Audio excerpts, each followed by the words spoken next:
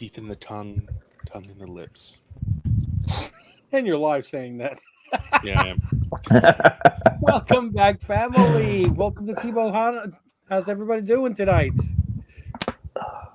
So I have to make sure that I get the. Again, I'm still a computer idiot. Anything they type into YouTube is going to appear here, correct? In the StreamYard? Yeah, all of the comments from YouTube. So I don't have to even go to the YouTube studio or anything. We can just use one screen. Yep. I'm loving this. Yay. We just upgraded to using StreamYard and got the plan. So we're actually getting all the bells and whistles. And this is our first live stream using this, right? Yeah. Yeah. Cool. Saf is already coming in with the zingers. He was like, I don't know what was happening prior. Something to do with lips. So that you got to be here for the post show to find out. So, oh no! So yes, everybody. In case I know that people are here primarily for the fact that we have announced a 900 subscriber giveaway, which is great, and we have one massive push that it's gotten up to 976 subscribers. So dang. I know a lot of people join these things just so, like become a subscriber, enter to try to win. And then when the giveaway is done, they immediately unsubscribe. I'm asking you, please, if you're just don't do that, because tomorrow I'm going to be recording a video for our 1,000 subscriber video. Whoa. And exactly. And that is going to be a 9.6 Pacelli variant of the first appearance of Miles Morales, Ultimate Fallout 4. That's awesome. So, little housekeeping about the stream. I apologize because this was a custom link. The comments part isn't going to work tonight. Going forward in the future, it will, but we're going to have to dual screen it. Yeah, no problem. I apologize. This is our first time doing this. Yes, we're live stream virgins, and we're popping our cherry. Hey, ooh. Anthony. Yes, I did get a couple of good pickups this week. I'll talk about that in a few minutes. Oh, there we go. There's a chat. Let's see. What's up? What's up? Be right back. Your Instagram question. Okay, Krishna, what were you asking? Your Instagram with a question mark? My Instagram would be Ohana_comics. Kyla, hi, welcome to the stream. We've got 6 viewers already, and we know this is going to start going up higher, which is cool. Oh wait, that's the other window. I'm going to put this one over here so I can keep an eye on both of them. So I'm not going to have to worry about the chat in the live stream, only the chat in the YouTube studio. Is that correct, Greg? Yes. Okay, cool. So again, we'd like to welcome back DEEGAN PUCHKORS to the channel. World-renowned artist. Has had multiple variant covers for #1 issues of actually, see, you got Closet, you got Ultra Massive, you've got After School, Slumber, thank you, dang it. And hopefully one day we will have a variant cover with both Syndicate Comics and Timo Hana logos on the back, drawn by Mr. PUCHKORS That would be himself. awesome. That would be awesome. Well, actually, I don't want to say anything here. I'll have to talk to you outside of the live stream, but there might be something about that you might be interested privileged information. I feel like I'm like one of the click gang now. So yeah, we got to have a little conversation at some point. To get a message to Greg, which kind of let everybody know. I got a little update that they are almost done with our new logo. Oh, very good. And they will be presenting us design options so we can try to upgrade our channel, and we'll be working on Patreon. And I know you said TikTok a couple times, man, but I'm not doing this, Dude, I'll floss. I'll sell out. I don't care. Floss is like 3 years ago. I don't know. I don't know, Richard. You might find a little niche on there that just wants to see a guy like such as yourself doing TikTok dances. You never know. Yeah, that's true. Don't limit yourself, man. Your dreams are as big as they can be, as big as you want. What dance is that? That's the WTF. Anyway. So let's see. Saf says that my favorite part this week was making the vote on Deegan's Patreon, even for a while, and making him sweat. I had a feeling he left a comment with the little smiley face with the halo above his head. And it was when, it was even. It was 2 votes and 2 votes. And I was like, oh, this bastard, I know what he's doing. I was like, he's an agent of chaos. He just wants to see the world burn. Oh, he's like, oh man, maybe it'll like be directly down the middle, and then I'd have to figure out what the hell to do to break the tie. I saw a little child in a village. She had a DEEGAN Puchkors print as big as a grapefruit. And Anthony Wheeler picked up a Man Thing number 1 9.0 this week. Nice. Bravo. That's what I was reading before. I went, oh. You heard it here on this channel first, by the way. We broke that trailer down and we caught that one frame where Man Thing was in the Werewolf by Night trailer. Rich will do well with the bear crowd. There's an audience. Wait, I'm looking at like yes, teddy bears or bear naked. No, it's not the kind of bear that I. I don't know what this means. It's okay. Just you're better off. I mean, it's scaring me because one guy's like, "You never heard of 2 girls in 1 cup? You should go Google that." Oh no! Ooh, I almost threw up. It's not that. It's not. It's just a term for gay. It's like a gay thing. It doesn't mean you're gay. Just whatever. We'll talk about it when we talk about the comic with Deegan post. And hopefully the 2 conversations will not be related. Oh man, Saf, what have you done? So you really want to be on a comic book, huh? Get the lid on this can of worms. Yes. Immediately. Yes. Well, so Anthony asked me what I got this week. Yes. What I got this week was a comic book holder. Cool. Rich's Storefolio. Yes. I didn't even know such a thing existed. I know. It's convenient. As you can see, I got it was full. I got a massive two books this week. Well, it's still protected them though. That's right. I've been picking up every one of these because you just never know when there's going to be another Gwen or something. Yep. I really think that Spider T-Rex is going to hit. Spider Rex. Oh man. Spider Rex. Yep. And then this Daredevil, I really like Zdarsky, and this Daredevil, it's really like it's still the same run, even though it started over at 1 again. But yeah, that run is so good. Oh, it's awesome. I got these 2, I don't know, something, these kind of books. It's like a girl in a school with a dog, and then some brain with like a rabbit and tentacles and stuff. He's not looking. Oh, I'm sorry. I was looking at the chat.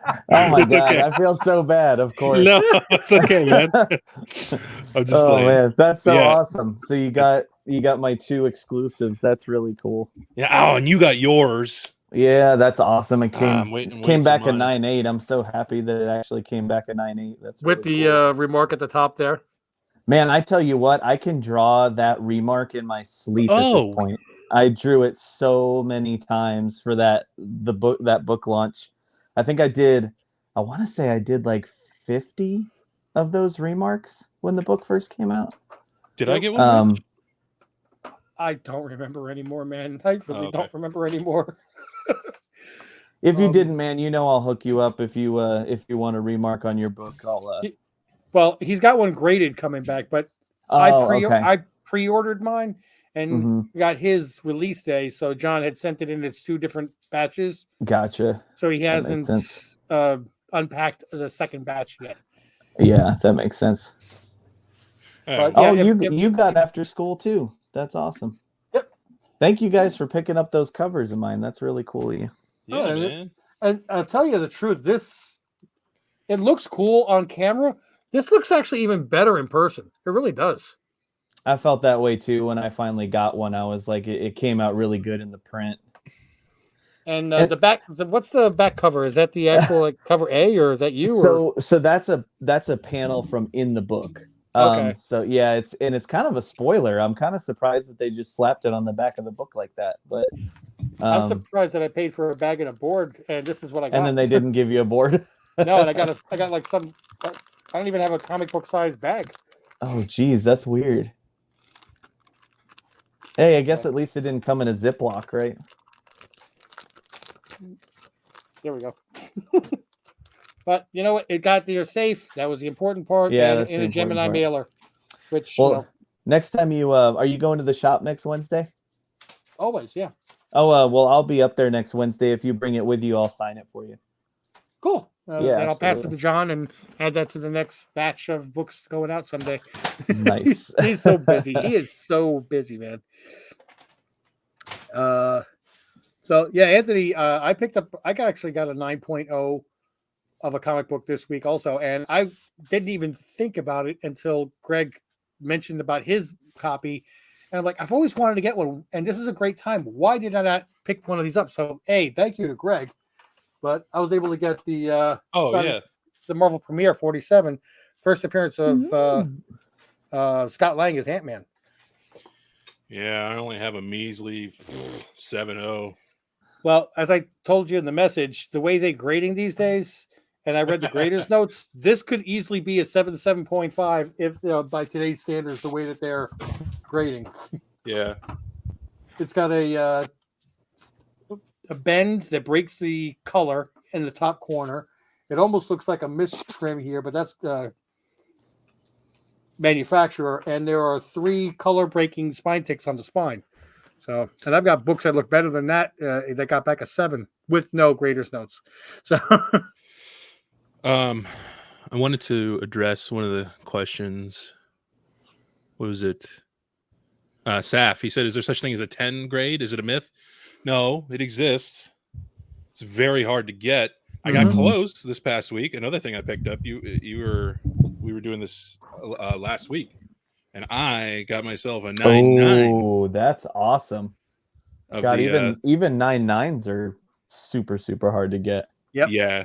That's a cool book to have it on too.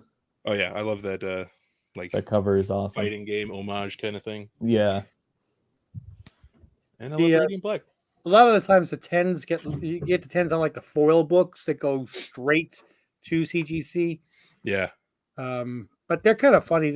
For some reason, they have this mentality that if they get a book and it looks great, it's a 9.8. It has to be something really spectacular, above and beyond new, to make it a 9.9 or a 10. And I'm like, no, shouldn't be, but all right. Godzilla vs. Power. Dude, I am not judging you. I love the Boom books. That's awesome. Anthony's reading them. Saf's reading them. That's super cool. I saw that crossover and I'm thinking, Godzilla would wipe the floor with them. Come on, man. I don't know. They got Zords. Mm-hmm. They got those Godzilla-sized swords. It's Godzilla. What about, all right, so what about if it was Shin Godzilla? There you go. It'd be like that would be like real like Gundam robots. Yeah. That would be good too. You ever watch the Shin Godzilla? I never got a chance to see that one. I paid for that on, I think, Google or something like that to watch it. Oh, that's the one that, like, I don't know, it was like 5 or 6 years ago. It keeps morphing into something more powerful each time. It's so creepy the way it is behind him, and it's like, oh God. Yeah, but I love it. I mean, it's really well done. I'm sure that's what they're trying to elicit, but yeah, wow. See, Anthony says, to be fair, I'm also reading those and the Rangers TMNT crossover. Saf is also reading that. Weird crossovers for the win. But some beautiful covers. And just finished the latest Hulk episodes. I'm loving the show. So many callbacks. Yes. I can't understand so many people hating so many things. One guy posted in one of the She-Hulk forums on Facebook about they posted the pictures of the She-Hulk drawings where the arms are like this big around, and her legs are bigger diameter than my stomach. And like, if you want the show to be good, it has She-Hulk should look like this. she's got to be thick with 2 C's. Yeah, I mean, I'm like, no, She they're. she didn't look like that in the comic books for very long. Like, Thank you. Yeah, and definitely not originally. No, I'm Yeah. looking right behind your head, and she's really just a large green woman. Not like Yeah. the proportions are pretty similar. But I mean, they had it more like like almost like the Hulk body. You know, the newer versions where she's like massively, ridiculously buffed up. And I'm like, no, this is actually very similar to the John Byrne sensational She-Hulk, which is very similar to the style of writing, and it's a comedy. Yep. She's anatomically correct. Go read a comic and shut up. You know. Or Yeah. read something other than the one comic that you read where you saw her look the way that you think she should look. You know, it's like it's so funny how so many people seem to forget that there's a million interpretations of all these characters. Yes. I just think it's we're getting so many ways of hating these days. It's getting ridiculous. Oh yeah, drives me nuts. You're like, oh wow, she's breaking the fourth wall. She's copying Deadpool, dude. She was doing it for 20 years before Deadpool was created. Yeah, exactly. And now everybody freaking out over Disney making a black Ariel. Does it matter what color she is? She's not even human. Relax. She's a mermaid. Yeah. I mean, I don't know. I feel like there's always going to be that. Those are the same people that Brigade do the 1 ratings across the board. Yeah. Just to get their voice heard. We're going to destroy this show. Power to the people. Why? Why? I mean, just because we can. That's why. It's woke. Yeah, I think it's often the other direction of. Oh, they're destroying because it's woke. Yeah, I see what you're saying. I swear to God, that's a word that's being so overused and out of context that I don't even know if it has meaning anymore. I agree. It's one of those. Well, I mean, they're picking on like this. They're saying that they're portraying men to be, you know, in a bad light in the She-Hulk show. Not all the guys in the show. A lot of them. I know. I love. Very good. I love the attorney that she works with at the office that she works with. The one that gave her the map to the best place to poop. Yeah, and he's a sneaker collector and stuff. Yes, I'm like, he's freaking hilarious. Oh, I love that guy. And I know guys like that in real life. Like that is a real person. You know, like yeah.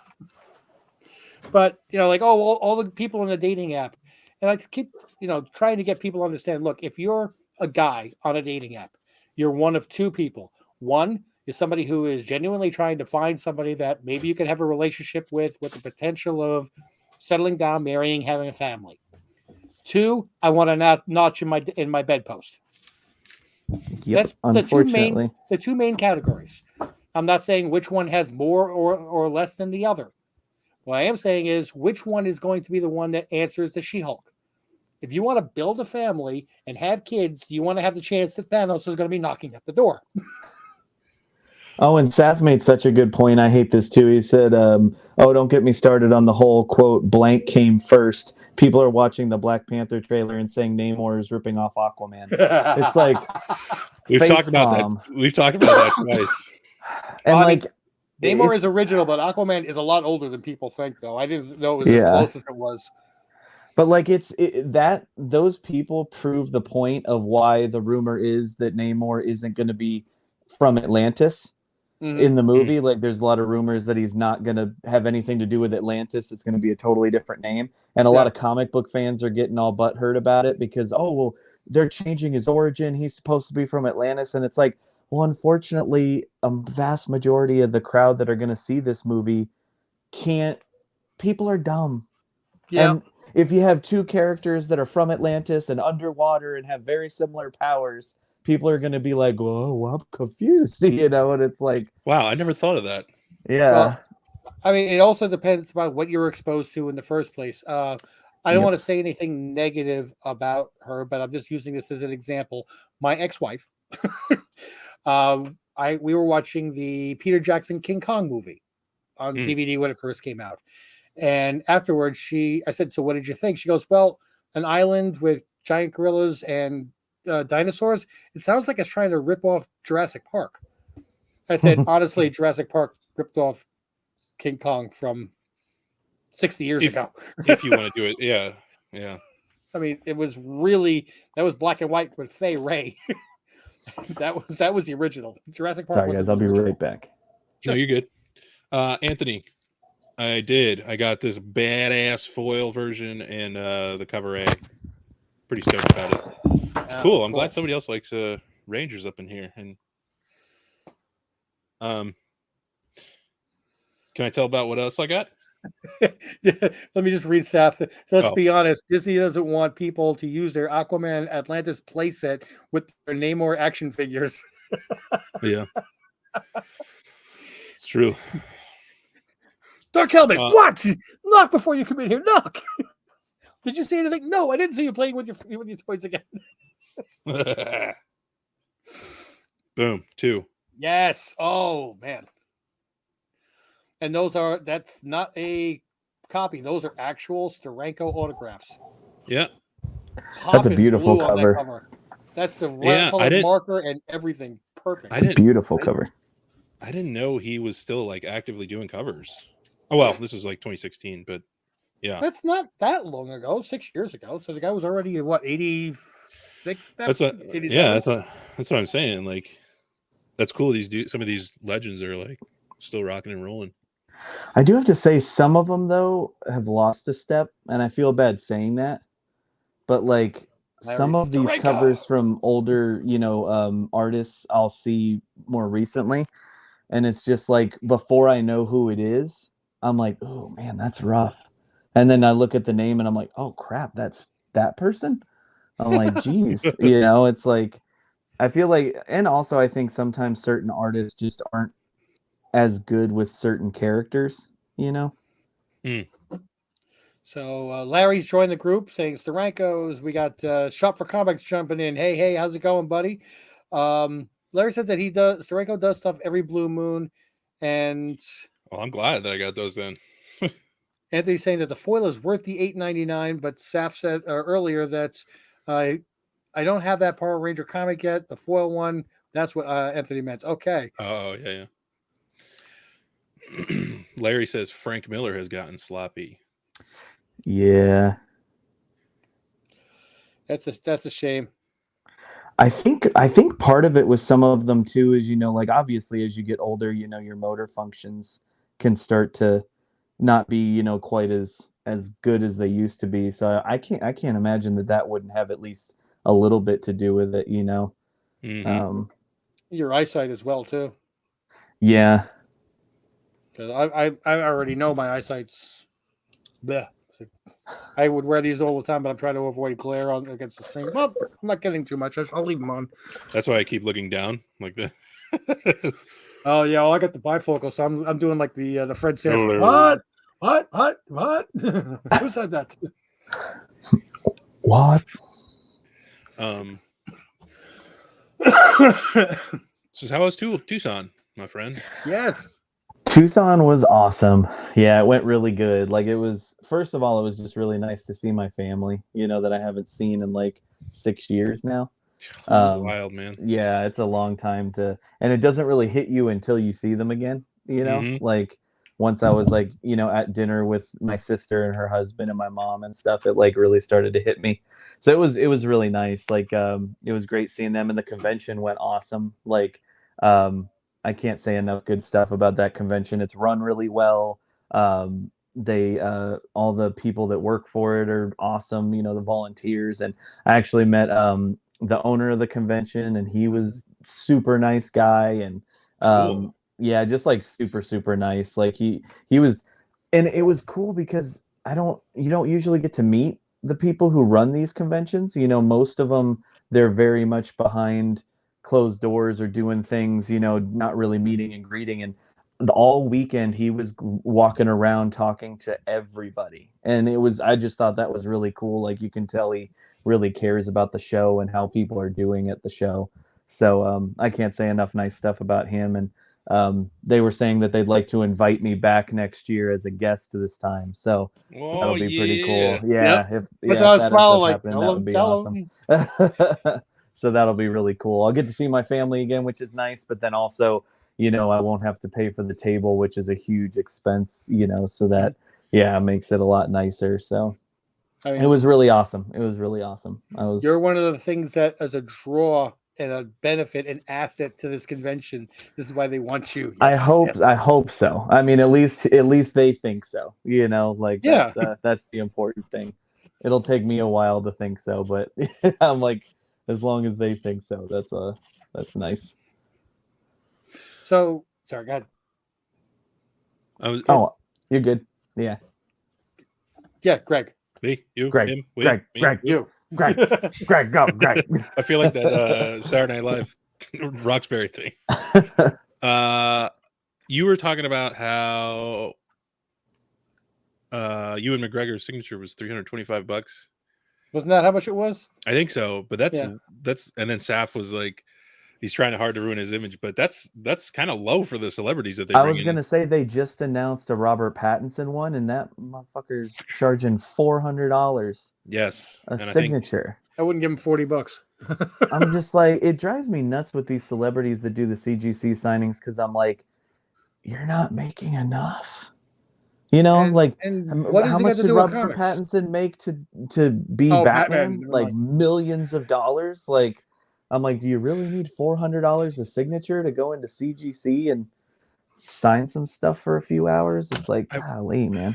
I do you wouldn't. think, Brad, I wouldn't have any interest in doing Robert Pattinson with the new Batman. But for $400, I would send that new reprint of Batman '89 in to get Michael Keaton. That would be cool to me for $400. But not Robert Pattinson. Sorry.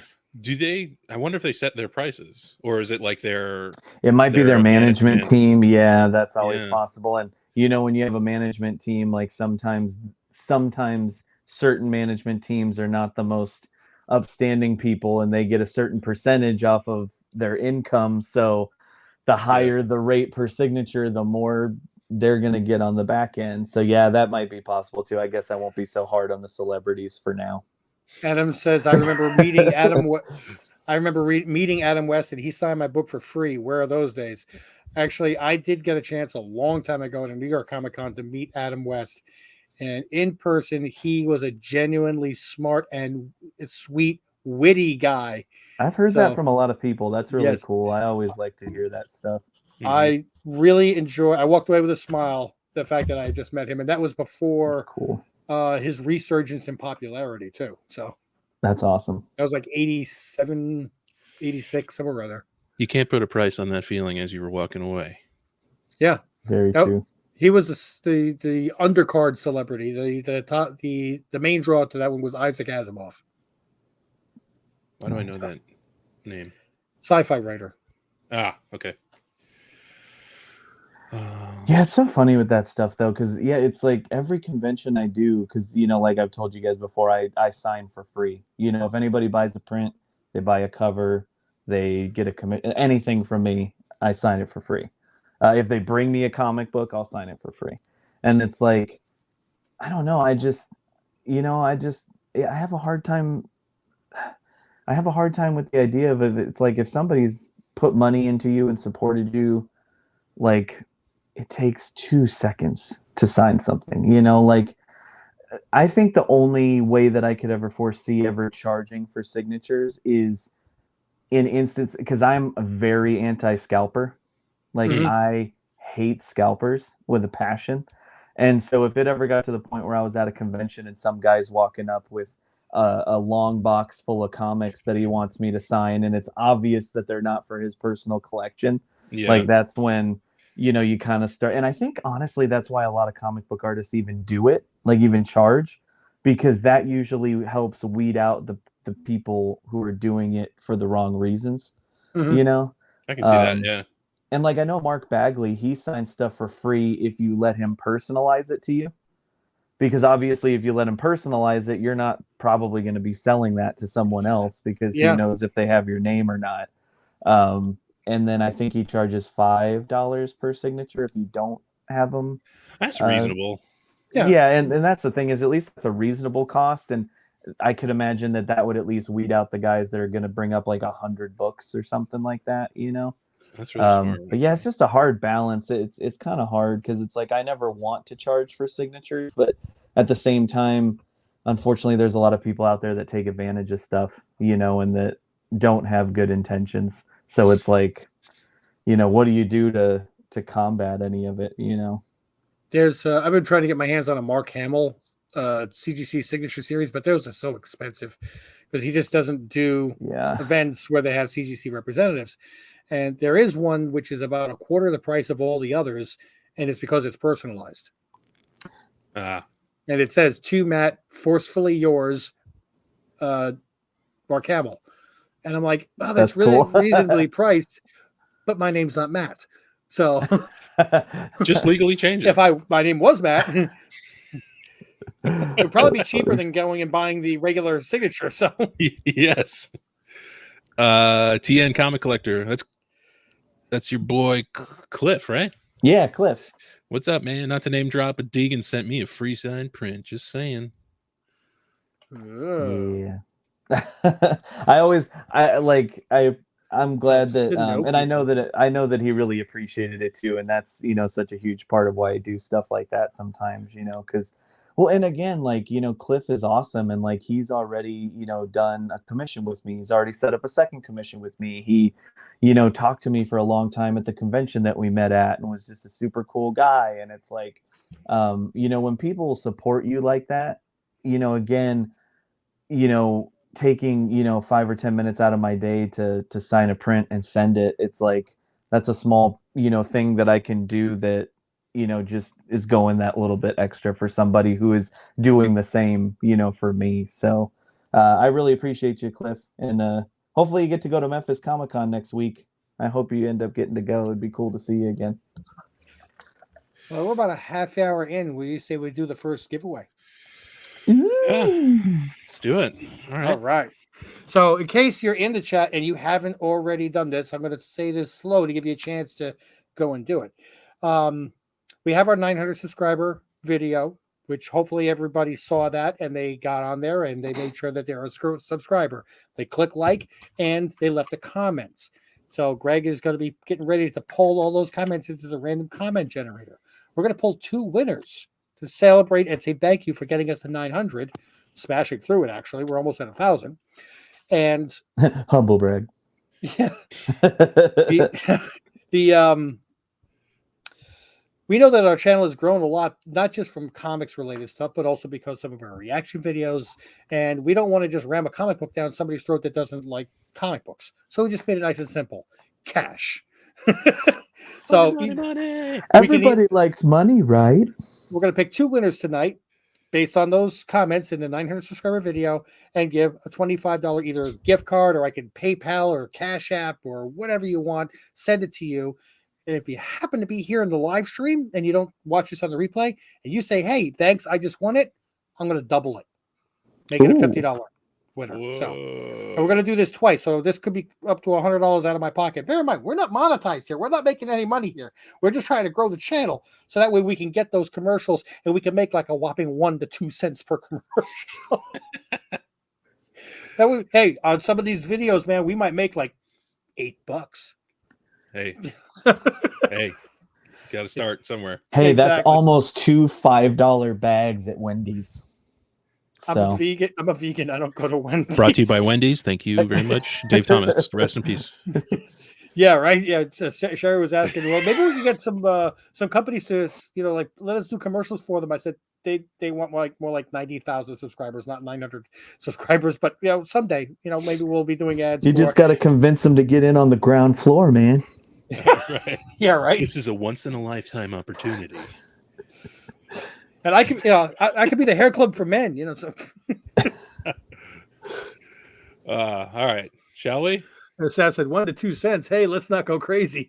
Exactly. We're not into this. We all have day jobs. Well, the 2 people on the top of the screen do.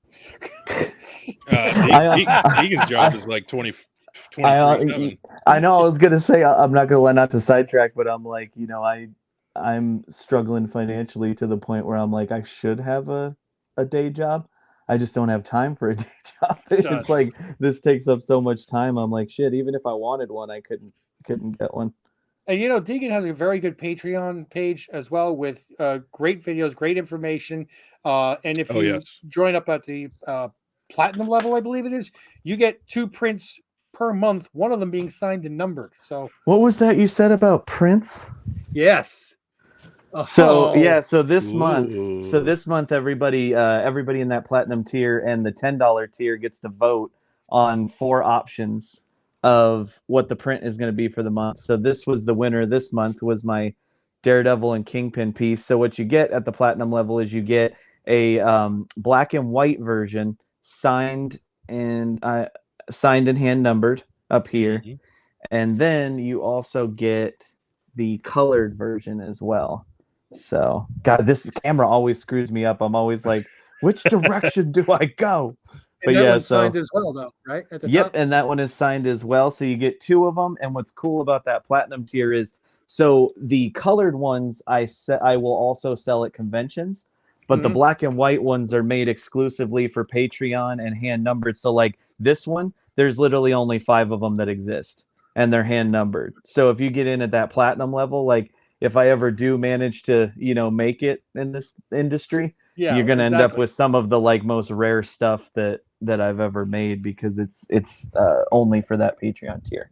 But yeah, Yep. thank you for plugging me as always, Richard. Oh, Since I'm absolutely. terrible at it. Well, I joined the Patreon, the platinum, the last show that you joined, that you joined us on, and you said thanks a lot. I know you're gonna, you can leave, quit it right after the show's over. No, I'm still in it.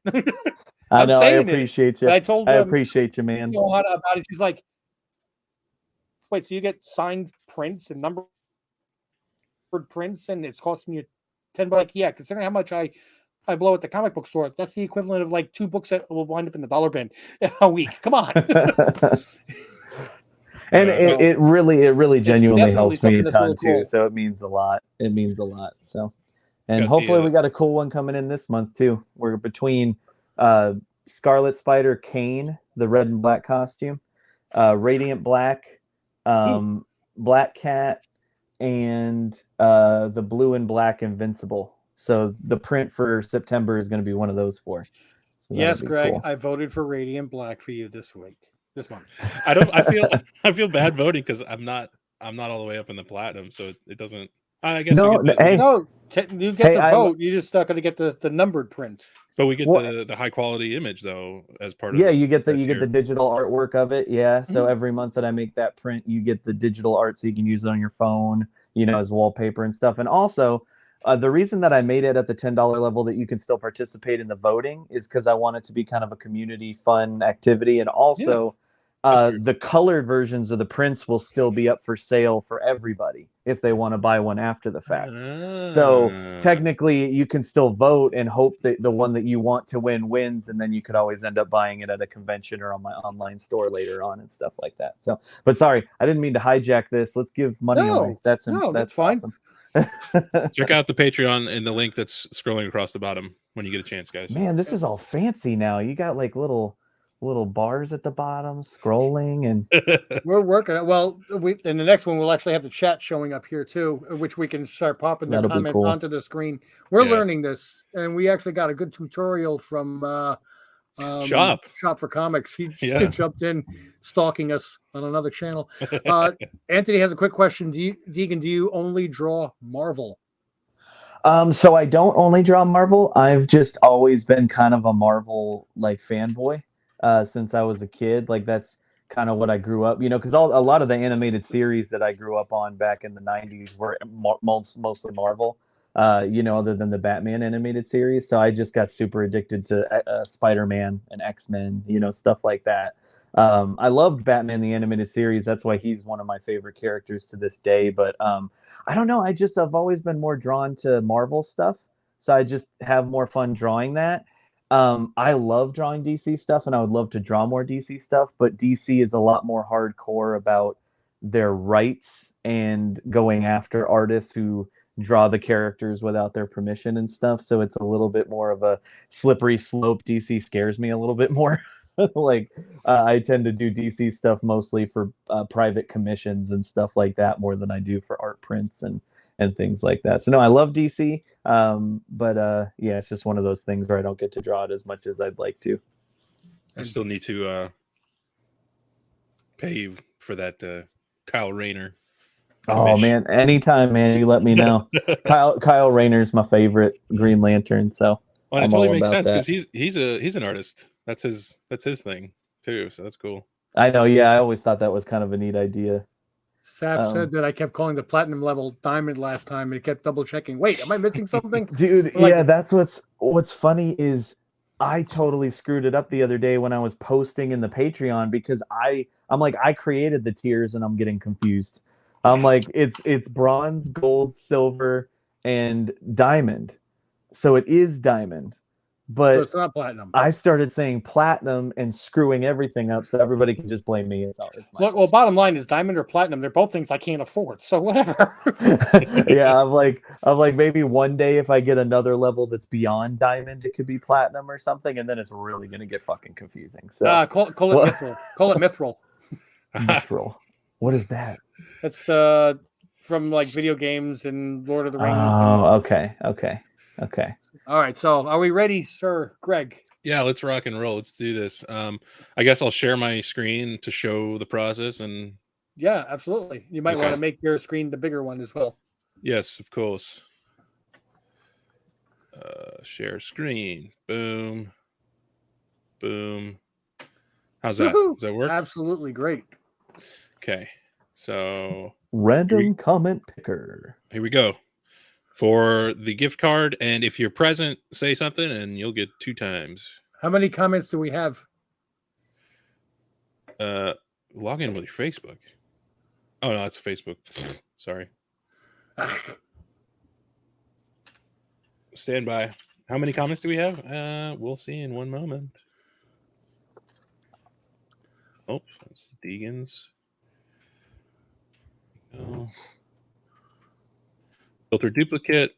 Anything else? Add the answer little question box at the bottom. How many 1 + 1 is? Make sure you're not a bot.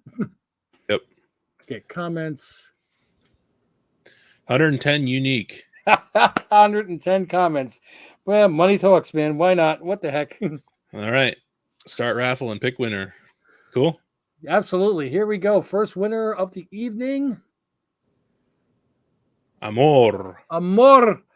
Actually, what does the comment say? Done. Follow all the rules. I hope you blessed me tonight, sir.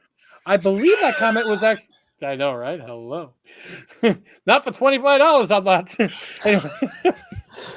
Anyway. No, actually, I remember this comment because I tried to make sure that I acknowledged every comment that's ever coming in so they know that we saw it. And this one came in tonight. This was a relatively new, last minute comment. Fantastic. Okay, Amor, are you in the chat? Are you here on the live stream? Are you here? We can keep this up for a minute or so just to give her a chance. I'm assuming it's a her. Otherwise, it's part of the bear community. Yes, I'm here. Hey, congratulations. Oh, hell yeah. 25 Are you? just became 50. Amazing. Dude, congratulations, Amor. All right, so Amor, what I need you to do is on Instagram, go to Ohana_comics.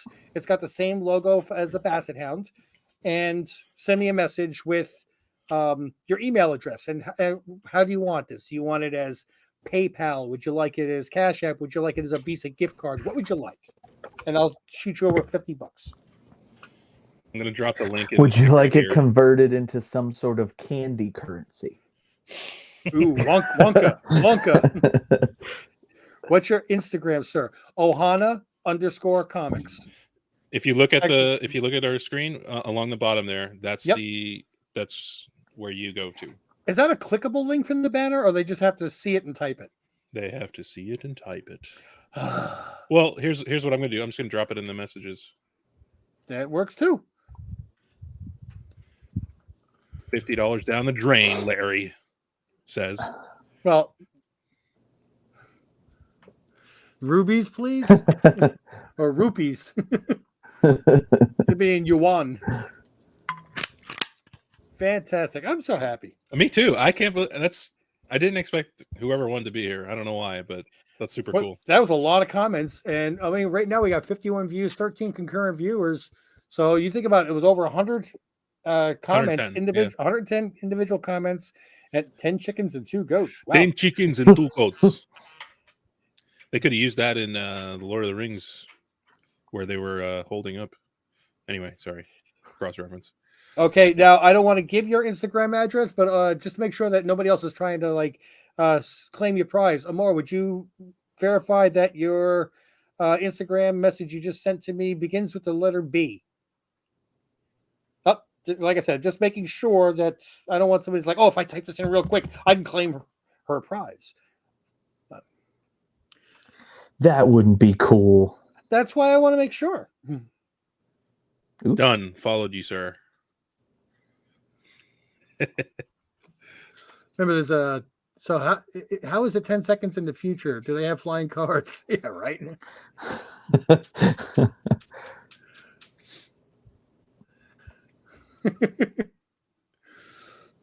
Oops. Dang it.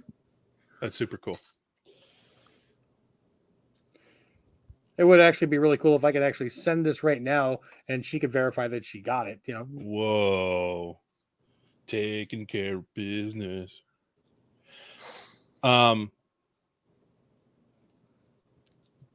I got this is like my favorite Spider-Man cover. Oh, I'm excited to see this. It's not a key or anything, but I just love it. Man, some of the best covers aren't anything to do with being a key. I love this one so much. That's such a good one, man. Like, Yeah, you can't go wrong with anything McFarlane that's got sharp teeth. I think that's what it is. Like, it's just like, I love so his cool. lizard. Like, it's not so modernized like he is now, where he's almost a dinosaur, but it's not that goofy toothless lizard that was in the 60s. Yes, it's a nice balance. Well, yeah, when he showed me that book the other day, I'm like, oh man, Deegan's gonna love that. He's got Carnage's teeth. Oh, I know. I missed it. There was a Saf had a comment a minute ago in the chat that he was poking the Carnage bear.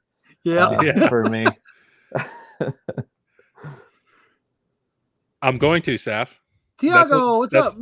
Saf, that is what pushed me to finally buy this book, and I think it's 125. But you know, I like Tiago's comment. Yeah, seriously. Sorry I'm late. I was watching Rings of Power. Finally, something happened. Yeah, it was the first episode I didn't need coffee. Coffee. Caffey? Didn't need coffee. Didn't need a cup of coffee. Yeah, Jaffy's making it for me in the kitchen. Be a doll and go get me some coffee. Cream and sugar. Oh man. Oh man, that's funny. That's funny. I don't care who you are. Hey, Larry the Cable Guy, folks. Doesn't matter what your name is.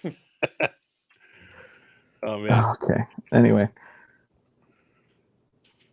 What? Sorry, I was making a post about the live chat in my Instagram again, so You're good. All right. I can't copy. I feel like other than the I feel bad. I feel like I threw off this live stream for you guys because I feel like it's been off the rails other than the giveaway. I feel like because I just asked Richard a few days ago. I was like, "Can I come on the stream again?" There are no rails. I feel like I threw it off. It's all good. I do have a question for you. There's a Carnage #6 coming out next week, I want to say. Oh yeah. Ram V is writing it. Mm-hmm. And there's like a new form of Carnage. Have you seen this? Yeah, it's like he's like almost armored up, kind of. Yeah, I'm gonna put it here on the screen. Because have you been reading that series? I have not, but so basically spoilers for Absolute Carnage 2 years ago. But basically Cletus Cassidy is no more, and the Carnage symbiote is on its own for the first time. And basically what it's doing in this series is it's kind of going around and being like Sylar from Heroes, where it's going to different villains and basically taking their abilities and adding it into the Carnage symbiote. So in this issue, he's going after Malekith. That explains the cover then. Yeah, so it's a really cool series, man. It's like got a really creepy, like dark vibe to it. I don't know how I feel about it still, just because for me, and I'm the same way with Venom too. I'm very hardcore and strict about this. Is for me, Venom is Eddie Brock and nobody else. Like I loved Flash Thompson as Agent Venom, but to me, Eddie Brock is Venom, and without him, there is no Venom. That's just for me. And that's how I feel even more with Carnage. Like I feel like Carnage is Cletus Cassidy. They're so perfectly symbiotic that they're one being, and Cletus is in control all the time. And I just feel like without Cletus, like Carnage just isn't the same. I don't know what it is with Marvel the last 20 years and wanting so badly to split symbiotes from their host. I'm just like, the symbiotes to me aren't the interesting part, as much as the host themselves. Like the host is what kind of gives it its personality in the first place. So it's like, I was gonna say, it seems like the symbiote is just a big amplifier of the person that's wearing it. Yeah, and like even though like in the Donny Cates run, he did a really good job of giving a voice to the Venom symbiote, and like actually having conversations between him and Eddie, it's still not nearly as interesting of a character as Eddie is, or Dylan, or Cletus and stuff like that. Like I don't know why Marvel has just got this fascination with tearing the symbiote off of people and giving it to randos, and stuff. It's like, ugh. Yes, Kushbu Ramanandi. There is going to be one more giveaway. Absolutely, and tomorrow we're going to be making the video for the 1,000 subscriber giveaway that people are going to register for, which will hopefully at this pace be able to do next Saturday, which is might be able to do later tonight the way things are going. First appearance of Miles Morales, making sure I'm getting this glare free. 9.6 white page Pacelli second print variant. And in my opinion, this is actually the best cover. Yeah. It really conveys like his oh man. Yeah, how heavy it is to take over that mantle. Yeah. So. And Tiago said, I know Deegan probably talked about it already, but just tell me, did you love it? Just yes or no, it's okay. I feel like it had everything to be the perfect con for your family, your hometown. Oh, okay. So when I was at Tucson Comic-Con, yes, in short, I loved it. It was great seeing my family, and I appreciate you asking about it. That's really cool. So thank you. Saf, yes, they're soft rebooting a lot of series. That's kind of what they do lately. The longest run I know of right now at Marvel's Miles Morales, which is ending this next run.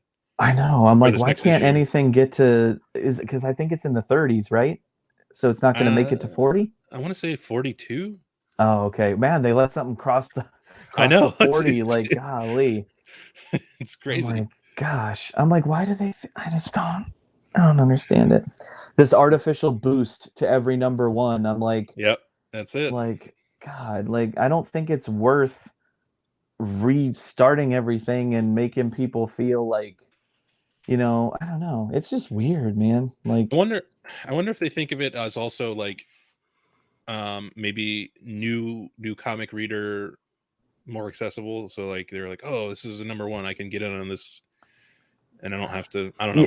I definitely think that's a huge part of it, but I feel like you have to have a balance of trying to bring in those new readers and not alienating your existing audience. And I don't think they're doing a very good balance of that. I think they're always so worried about starting a new number one and hopefully bringing in new people and boosting the sales that they just don't really think about the people who are diehard and sticking with these books, month after month as much.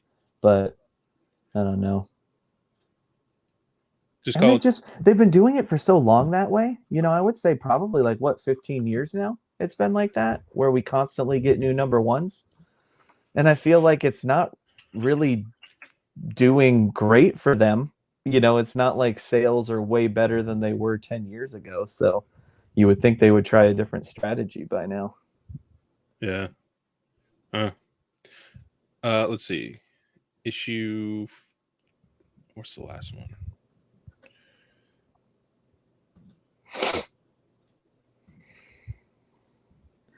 Yeah, Larry said eventually they're all going to be 2-issue series. I know, God, it feels like that's where we're going. It's like if any creative team makes it past like 2 or 3 issues, it's going to be a miracle. You're on the chopping block, kid.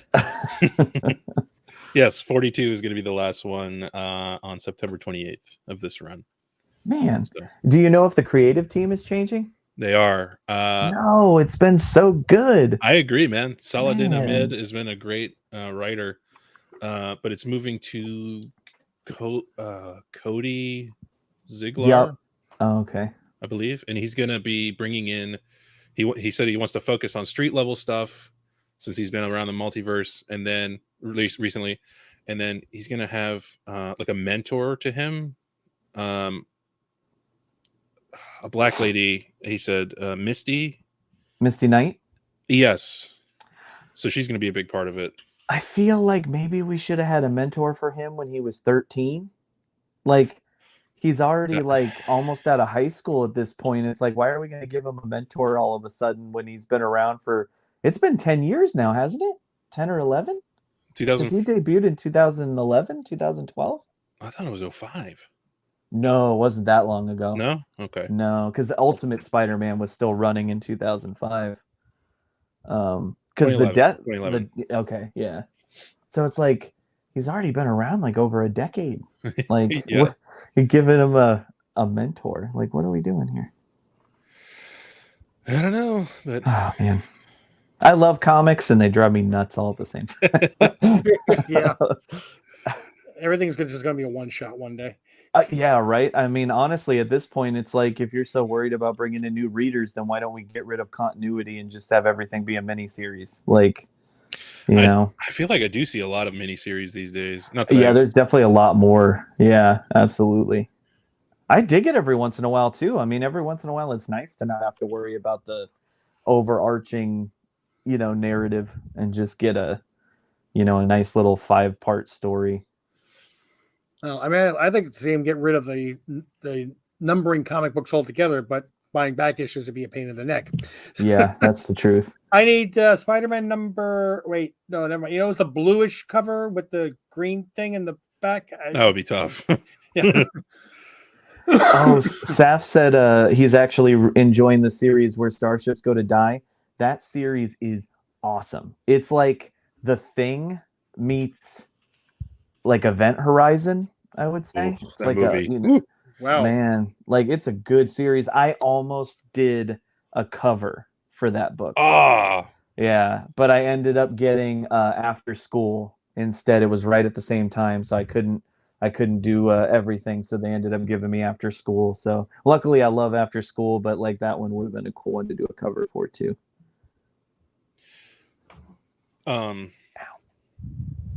I just finished reading an 8-book series called Murder Falcon. I've heard of that. Yeah. By Daniel Warren Johnson. And he's one of those dudes that writes, draws, and I want to say colors. The whole book.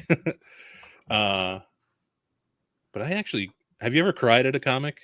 Like reading a comic? This is the first time I've cried reading a book. In Murder Falcon? Yes. I would not have expected that. That's awesome. Me either. Like, I like metal, I like, tongue-in-cheek stuff. So that's why I picked it up in the first place, because it's about like this guitarist and this giant falcon that appears when he like starts to shred on his guitar. But it gets so deep and so heartfelt, and it's just like, oh my God, what a ride. That's awesome. Yeah. Iron Cat. Oh yeah. No judging, Saf. This is the tree of trust. We don't judge. Unless you're apparently reading My Little Pony. Well, the funny thing is, I have the My Little Pony and Transformers Friends in Disguise 1 in 100. So I thought it had potential. Why I was wrong. Potential. Exactly. What do I know? And I'm actually I'm talking to someone right now. I did a cover recently I just finished it yesterday for a small independent comic. Okay. And I just asked the writer if it would be okay if we reveal the cover on here and Yeah, stuff. sure. I just wanted to get his permission first because I think the Kickstarter already launched, but I'm not positive. So I don't want to like blow up all their plans and stuff. But if I find out that I can, can I email it to you, or what's the easiest way to get you the artwork so that you can show it? You should be able to share your screen. Yeah. Oh, really? In the studio here? Yeah. Yeah, all the way at the Oops. bottom. Does it say share? Oh, but you're on the iPad, right? Yes. I only don't- have mic, cam, settings, chat, and leave. Yeah, you can Maybe because I'm not one of the what do they call Administrators it? of the account? Yeah. So that might be why it won't let me do You stuff might like be- that. Can he drop the picture in the private chat? you could try. Let me see. Well, I mean, wait till he gets permission, of course. But if he Yeah, I gets just want to permission, see if we it'll get- let me. We get a world premiere. So it doesn't look like it'll let me drop a photo in there. But Greg, if you just want to shoot your email in the private chat, I can just go ahead and send it to you if I get the go ahead. But Sav says, I'm anyway, not gonna- sorry, that might just be a tease for absolutely nothing, but we'll see. And we could have almost had a world premiere. That's still Yeah. Da-da-da-da-da-da. I'm like trying to keep up with all the comments and making sure that everybody is updated and acknowledging comments. So when we pull the second winner, let's refresh that comment generator. Oh yeah. Okay. And sorry, but Maura's already said good luck to the next winner because she's received her funds. Congratulations again.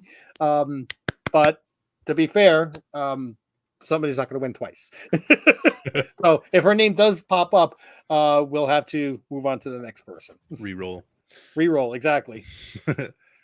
Tiago asks if he wonders that if at any point Marvel is going to do like DC does with like Nice House on the Lake and pick up creator owned stories. Depends on how much money they. That would be cool. I have a feeling Marvel feels like the kind of company that wouldn't get into that. Like, I feel like DC is more nimble and willing to try like weirder stuff. I feel like Marvel is so like kind of tight butt right now. Like, thank you more for putting that in the chat and letting everybody know that you got it. Awesome. Yeah. Awesome. The more, oh God, excuse me. Does Marvel have a like black label imprint kind of thing that DC has? Like DC has? I'm trying to remember. I guess they had that Max series maybe for a little while.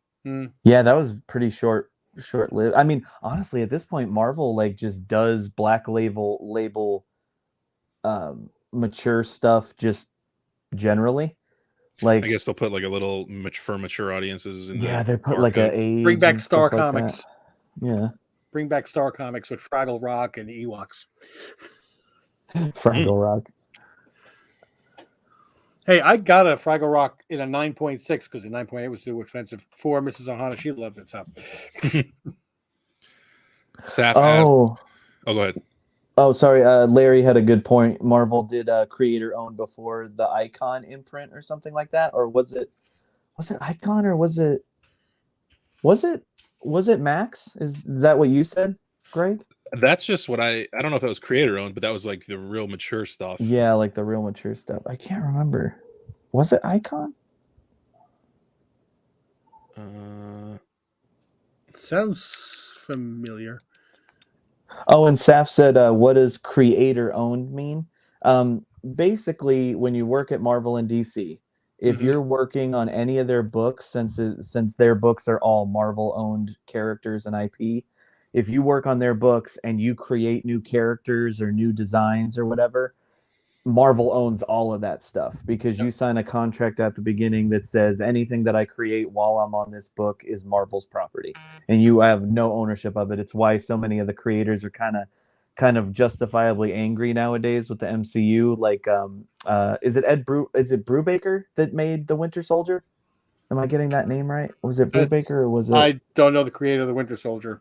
Okay, but it was more recent. It was like in the 2000s, and he created the Winter Soldier, and he basically got not really anything, even though the Winter Soldier is now one of the biggest characters in the entire MCU. So basically, with that, you don't, as a creator, own any of those characters that you make. Whereas when you go to Image, Image is a company that was founded on every creator that creates the characters and the comic and the title, the creator owns all of it. So like when Robert Kirkman made The Walking Dead in Image, he owns The Walking Dead, he owns every character, he owns the logo, everything across the board. All Image does is they give him money and take a cut to publish and distribute the comic. So that's why Robert Kirkman is a bajillionaire now, because he actually got to own what he created and it blew up, and he did a really great job with it. So yeah, hopefully that explains it. I love looking at the board of directors of Image because it's just like an all-star team. I know, it's insane. Like Robert Kirkman is the COO, Eric Larson is the CFO, Todd McFarlane is the president, Mark Silvestri is the CEO, and Jim Valentino is vice president, and Eric Stevenson is creative officer. I don't know him, but I think what's so bonkers about that too is that Robert Kirkman is the only one who got asked to be a head of the company after, like, decades after the fact. You know, like he didn't start Image like McFarlane and Silvestri did, you know, and I'm like, that must feel like such a baller, you know, like move, like for Image to be like, we would like you to be one of our, you know, heads of the company. You know, it's like, dang, you know, you made it when those guys are saying you've done so much good stuff that you can be in this this club, you know, with all of us. And I confirmed, yes, Ed Brubaker, first awesome. Winter Soldier. I wasn't talking out of my butt. Awesome. Now I've got an image of Ace Ventura. Thanks a lot. Okay. I'd like to ask you a question. That movie is comfort food for me. Oh, like yeah. I watch it when I just need a pick me up. And staff was like, "Why? I thought everything was creator owned." Yeah, it's really sad. No way, it's dude. really sad, man. Oh man, like Todd McFarlane and David Michelinie, they own nothing of Venom, even though they created Venom. So they get is a nice little pat on the head and a thank you every once in a while, and maybe a check for $100, you know, and $100 signatures. Yeah. That's what I'm doing. I'm just paying him back for missed out royalties on Venom. There you go. Yep. Lost that auction. Oh, well. Which one? I'll tell you after. Okay. Just part of me is relieved I didn't win it. We've been paying for it for a while. I've been meaning to read Firepower by Kirkman. Tiago, have you been reading that one? Let me know. Yeah, that's the thing is Kirkman, like, he's easily one of my favorite writers. And how can you be that creative? I mean, he made Invincible, Walking Dead, Firepower. Like, I mean, just Invincible and Walking Dead alone. I mean, how many people outside of Stan Lee, and I mean, I know that everybody hates on Stan Lee because they claim that he didn't actually create, I don't want to get into the weeds of that, but like, how many people outside of Stan Lee created more than one major property, you know, or story, you know? Yeah. Oh, and I'm so glad Tiago put this in there. He said, just for an example, Ed Brubaker created the Winter Soldier and got $10,000. That's it. That's what Marvel gave him once he got into the MCU and started, you know, and like Tiago said, which sounds like a lot, but in perspective, how much money they made on only one movie that Winter Soldier was in, it's like, you know, I mean, God, look at Endgame. They made that was in the billions, wasn't it? Like with a B? 2 billion? Yeah, I think that actually popped the 2 billion mark. Good Lord. And they 2.798 billion. Almost three. Wow. Jeez. Now I know that some of the Marvel artists, though, the original artists, even though they did sign that, they were still trying to sue, or the estates were trying to sue for some of these artists after they passed away. And who was it that created the Secret Wars? He just recently had to sign paperwork. They came up to him and said, "Would you please sign this to verify that you're not going to sue for?" Oh, was it This, not and Tom that spent a lot of the Secret DeFalco? Wars. You talking about Mike Oh Zeck? man, no. No. He used to be editor-in-chief at one point in the 80s or the 90s. Shooter. Oh, Jim Shooter. Yeah. Mhm. Yep. Yeah. I'm like, I had no idea until you said editor. I'm like, Jim Shooter. Thank you. Yeah. Between the two of us, we figure things out. So even though he I knew think that it's he cool had the that a lot of rights, those, he had to sign for it anyway. Yeah.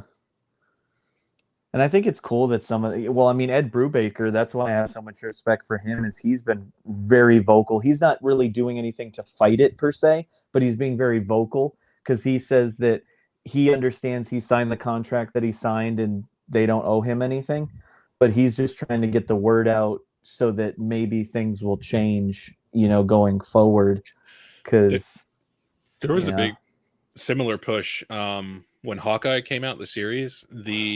The style of like the credits and everything was extremely reminiscent, or it was essentially the same style. Yeah, it was right out of that series. David Aja, I believe his name is, Uh-huh.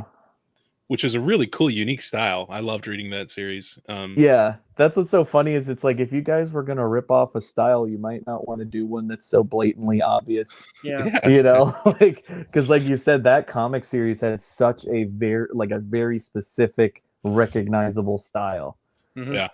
And it's like, yeah, it's cool. They're paying homage to my art, but it's like not paying me.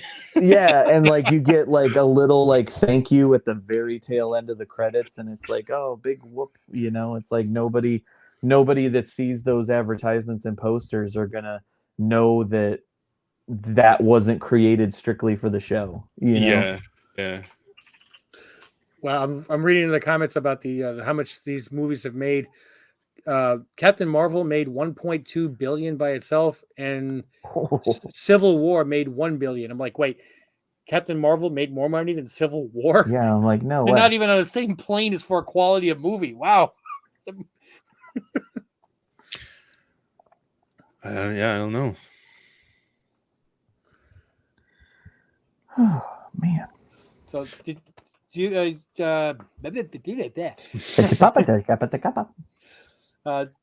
but boy, yeah, I never got a response from Sherry. I think she's still feeling under the weather.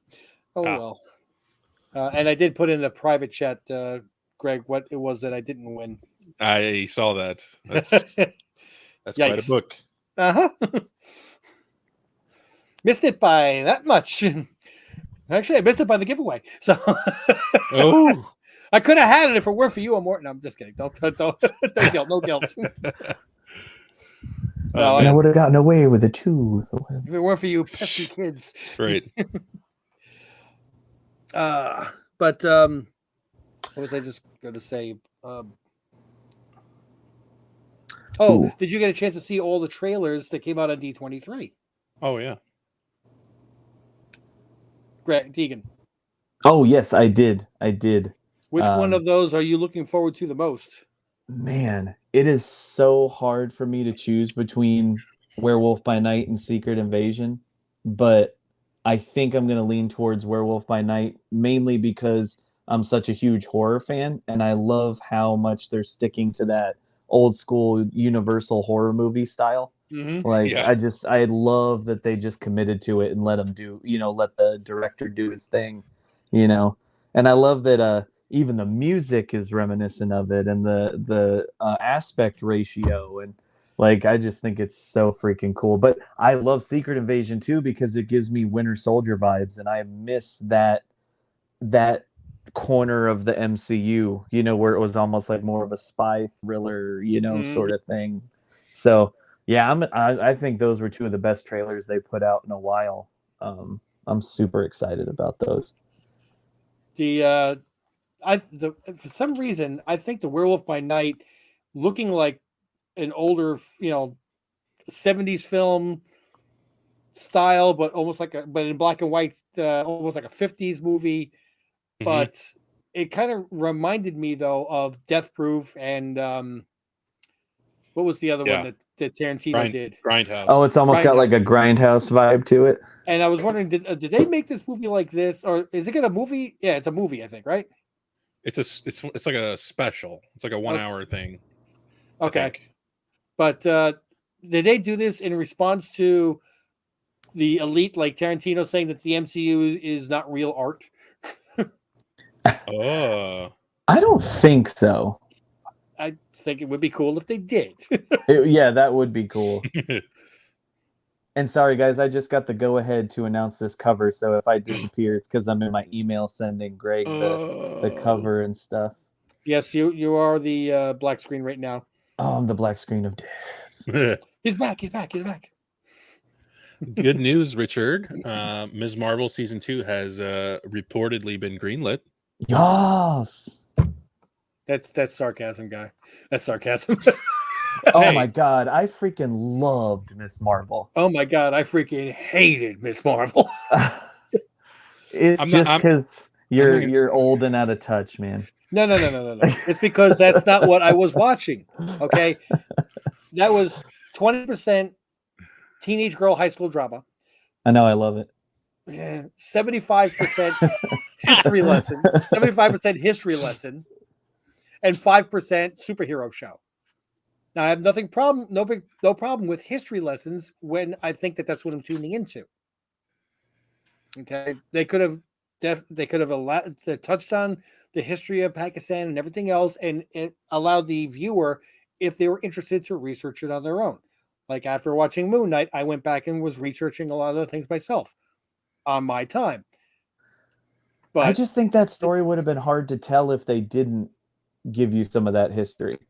Because if you have no idea about that time in history, you would have no idea why that moment was important or why it was dangerous or, you know. Did we need 3.5 episodes to explain it? I don't know, man. I was never bored in that series. Every single episode, it was quick and witty and fun, and it hit hard emotionally when it needed to. And her family was freaking hysterical. I love her family. I do love her. Yeah. Family. Yes, and she was herself. She's so lovable, man. There was a lot of like perfect casting in that show. Yeah. I think it's some of the best casting. Yeah, that was some of the good. It's not just me. It's not just me. I think it's some of the best casting that they've done in a while, Gary. Kathy. The Bears. Wow, haven't heard that in a long time. Apparently, I'm on like a early Richard's 90s just being Saturday a hater Night there, Live. bud. Okay. So I got the goods, man. Oh, awesome! Hold on 1 second. Let me shut my door because my dog just infiltrated. Dun dun dun dun. Woof woof woof woof woof. Doo-doo-doo. No, we'll get another copyright strike. I love how we get copyright strikes, but they are allowing us to use it. Yeah, you saw that. Yeah, we get them all the Just time. so you know, man. Just so you know, we're watching. We saw you, yeah. So, but we'll allow it this time because you're giving us promotion. Saf, yeah, that was one of the things I loved most about the show was how creative they were with like text messages being received and like neon in the window or whatever it was. But that was really cool. That was the best in episode 1 and 6, which was directed by a specific director. I think. Yeah, I feel like it fell off kind of in the middle there. They didn't do as much of it as they could have. They had 3 different directors. One person directed episode 1 and 6. One person directed episode 2 and 3, and one episode directed 4 and 5. And it was 2 through 5 that I wasn't that crazy for. 1 and 6 I liked.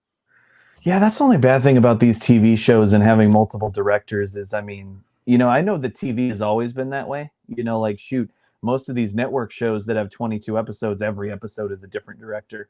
But I just feel like in the MCU, especially with how few episodes there are in most of these seasons, for the sake of continuity and style, I feel like you should just limit it to 2 at the most. You know, like I think when they start getting into 3, 4 directors, it gets a little unruly. I want to see Miss Marvel directed by the same person that did Battle of the Bastards. There we go. Just Jesus.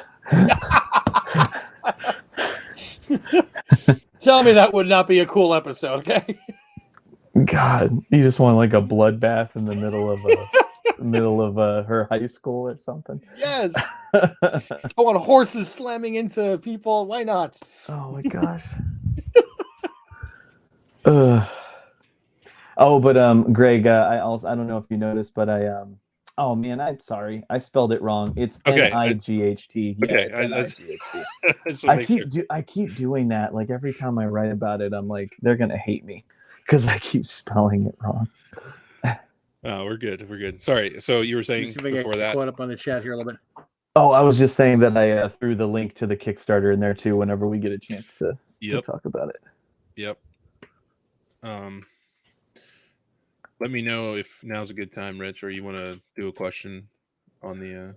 Yeah, if you want to catch up on the chat, that's cool. I'll be right back again. Okay. Okay. What's a good time? Do that.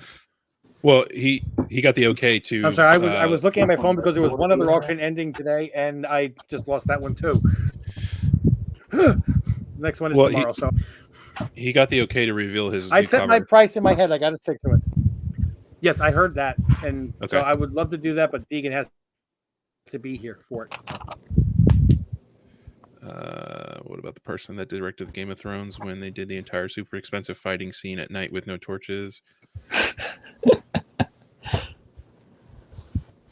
Yeah, I guess at least if that person directed a Miss Marvel episode, it's so brightly colored that you can't get away with it. We're all the torch one by one. What's that? Oh God, what was the name of those? What? Who? You. I was trying to remember the name of the people that got killed, when all the torches went off one by one in the background. Oh, I don't remember. It's been a while now. You want to reveal this bad boy? Yeah, let's do it. Drogo's people. Oh, yeah. Yeah, those. Okay. But yeah, so this is a cover that I did. It's going to be a variant cover for a series called Night Care. And it's a really cool story idea. It's written by Scott Fogg. And basically it's about superheroes take their superpowered kids to night care when they're going out and superheroing. So yeah, so all these characters are mostly young kids with superpowers, and they get taken care of and watched over by the girl in the back with the blonde hair. Her name is Pixel, and she basically is a former superhero that runs the night care. And takes care of the kids. So yeah, it was really cool. So they reached out to me, and they really wanted to do a variant cover for the Kickstarter campaign. So there's going to be a cover A, and then there's going to be my variant cover. There's going to be different tiers and stuff for the Kickstarter campaign. And they wanted me to do an homage to Gen 13 number 13, which was an homage to Giant Size X-Men number 1.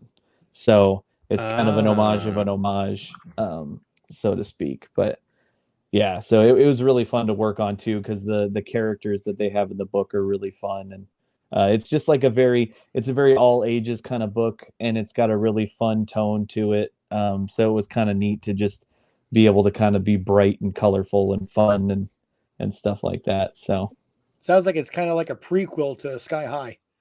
Yeah, kind of. Yeah, like a elementary school. Yeah, well, you got to see Sky. I like Sky High. I know. I think it's not. I don't think it's a bad movie at all. I think it was fun. Sidekick. I love the pink, man. Oh yeah, I think my colorist on this one was James Affredi, who's I've been working with lately, and I think he did a really good job choosing the background color. It doesn't take away from the characters and stuff like that. It's a nice, blend. And this will have trade dress on it. They just haven't gotten a chance to put it on there yet. I just sent them the final artwork yesterday, so this is very fresh. Wow. Well, thank you for sharing it. That's awesome. Absolutely. Yeah, absolutely. And you let me know when this is actually becomes orderable, or do you have to go onto the Kickstarter to actually Yeah, so as far as I understand, he was telling me that the Kickstarter launches on Monday. And as far as I know, it is Kickstarter exclusive. So I think you do have to help, pick the tier that it's in on Kickstarter in order to get it. So I don't have all the details of how that's going to look since it doesn't launch until Monday. But yeah, this will be one of the perks of one of the levels of the Kickstarter. And it's the name of the book is Night Care. Adventures in Babysitting Yeah. Meets the Avengers. Yeah. Yeah, that's a really good way to explain it, actually. They did a good job with that. It's cool, too. The first issue had a cover that was an homage to the Adventures in Babysitting poster, like where they're climbing up the side of the building. Yep. So that was cool. But yeah, no, and and I just I like getting to do projects like this too, where it's an independent group of people that are creating it 100% from scratch. It's all creator owned by them. And it's neat that they're basically just trying to fund each issue as they go, and stuff. So I'm always big on supporting stuff like that and being a part of it, because it's hard out here making comics independently. It's tough without a publisher. So now, are they shooting give for them a all the publisher credit. to see the interest and pick them up, or? So I'm not sure, because as a cover artist, I don't usually get to be privy to a lot of that stuff as much as I'd like to. And since I've been corresponding with them through email, it's been a little bit harder to actually have conversations. But maybe I don't want to guarantee anything, but maybe I can talk to Scott too and see if he'd be up for coming on one of your live streams or something, if you'd have him. So Absolutely. that, because that could be fun, so. Yeah. And then that way he's it's his baby, so he'd be much more able to kind of talk about it and stuff. So I'll reach out to him and see if that's something he'd be interested in, because he was pretty excited when I asked him about revealing this on here. So absolutely. Yeah. Cool. Hopefully he comes on. Let's just say he comes on next week and he has to tell us that he sold out. That would be amazing.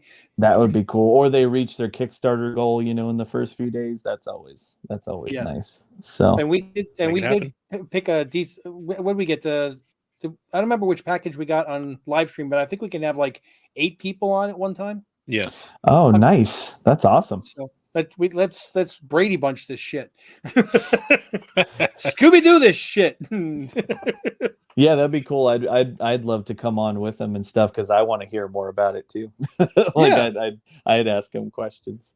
But it's not just the book, though. It also gives the audience, like all the people in the chat, an idea of how this all works behind the scenes. Yes. For the common people, besides the Marvel and DC gurus that have their own printing companies practically begging them. Yeah, exactly. You can have the greatest story. What is the saying? How the what is made? How the sausage is made. Yeah. Yeah. So I never heard that, but okay. Really? Yeah. It's like you peek behind the curtain, how the sausage is made. Like, pay no attention to that man behind the curtain. Or the sausage. lid. Oh man. That's but awesome, man. So hopefully you guys dig the cover, and hopefully people will dig it when the Kickstarter launches. And so this is the link that's scrolling in the ticker there for the Kickstarter. And what does that say in the green box there? It says notify me on launch, so you can. I'm assuming you put your email in, and it'll. Since it hasn't launched officially yet. Chattanooga, that's cool. Yeah. I met Scott, the writer, at Heroes Con in Charlotte, North Carolina. So that was really cool, and he actually commissioned me to do a Mr. Knight sketch cover for him, and that's how we kind of got to talking. And then he told me that he was a writer, and I asked him about his book, and he liked the sketch cover that I did so much for him, and my other work, that he was like, so would you be interested in doing a cover for my book? And then we just kind of got the ball rolling on it. So it was really cool. I'm installing Kickstarter right now. What, you don't have it already? No, I didn't have it already. That's awesome. But yeah, thank you guys for letting me shout that out and stuff. No, this is great. That's super cool. Very, very cool. Hey, we're big again. Hey.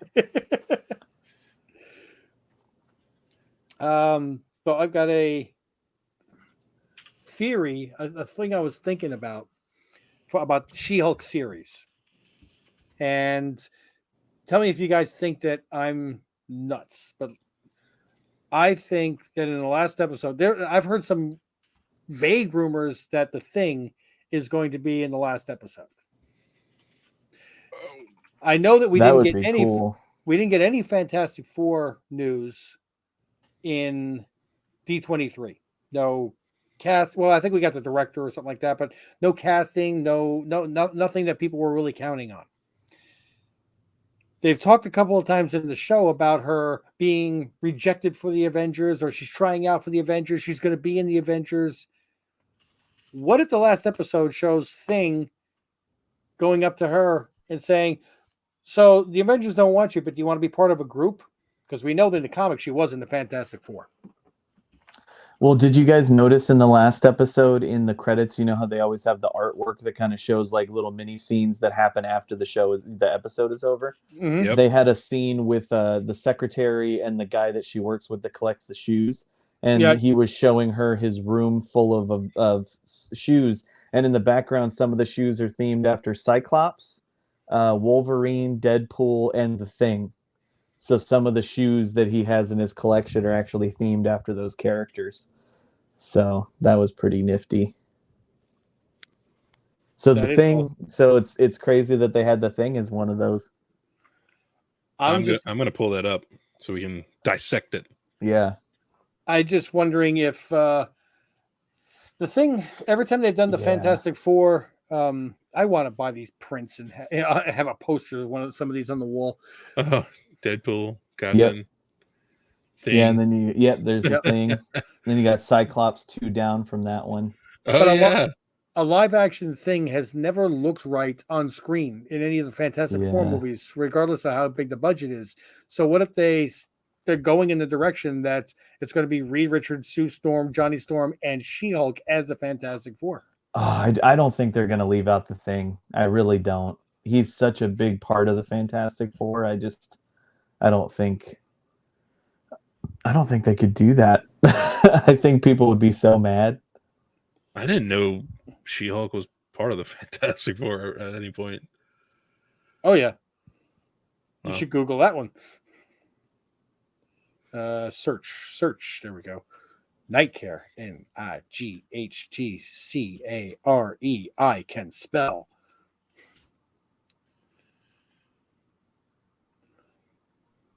Oh, look at that. Oh, so she took over for Johnny Storm at some point?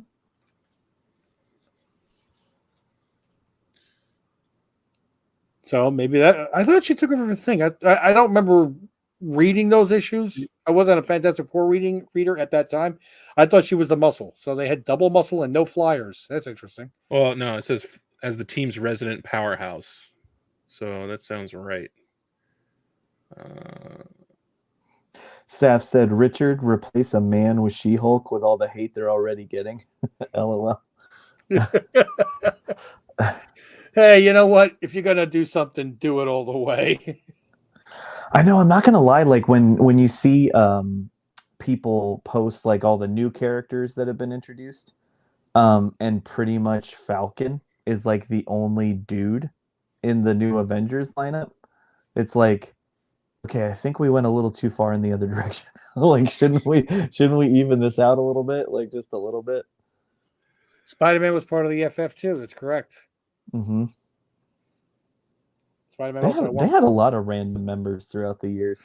It's weird. I don't think of the Fantastic Four as like a collective like I do the other groups, but I guess they are. Because they seem more like a family, you know? Like, yeah, and there's 4, and then boom, it's those 4. mm-hmm. The other ones are like, okay, this is X-Men, this is a more vague thing, or the Avengers or whatever. I don't think that's gonna happen though. Apparently, I have to sign up before I can do anything. Picky. What else?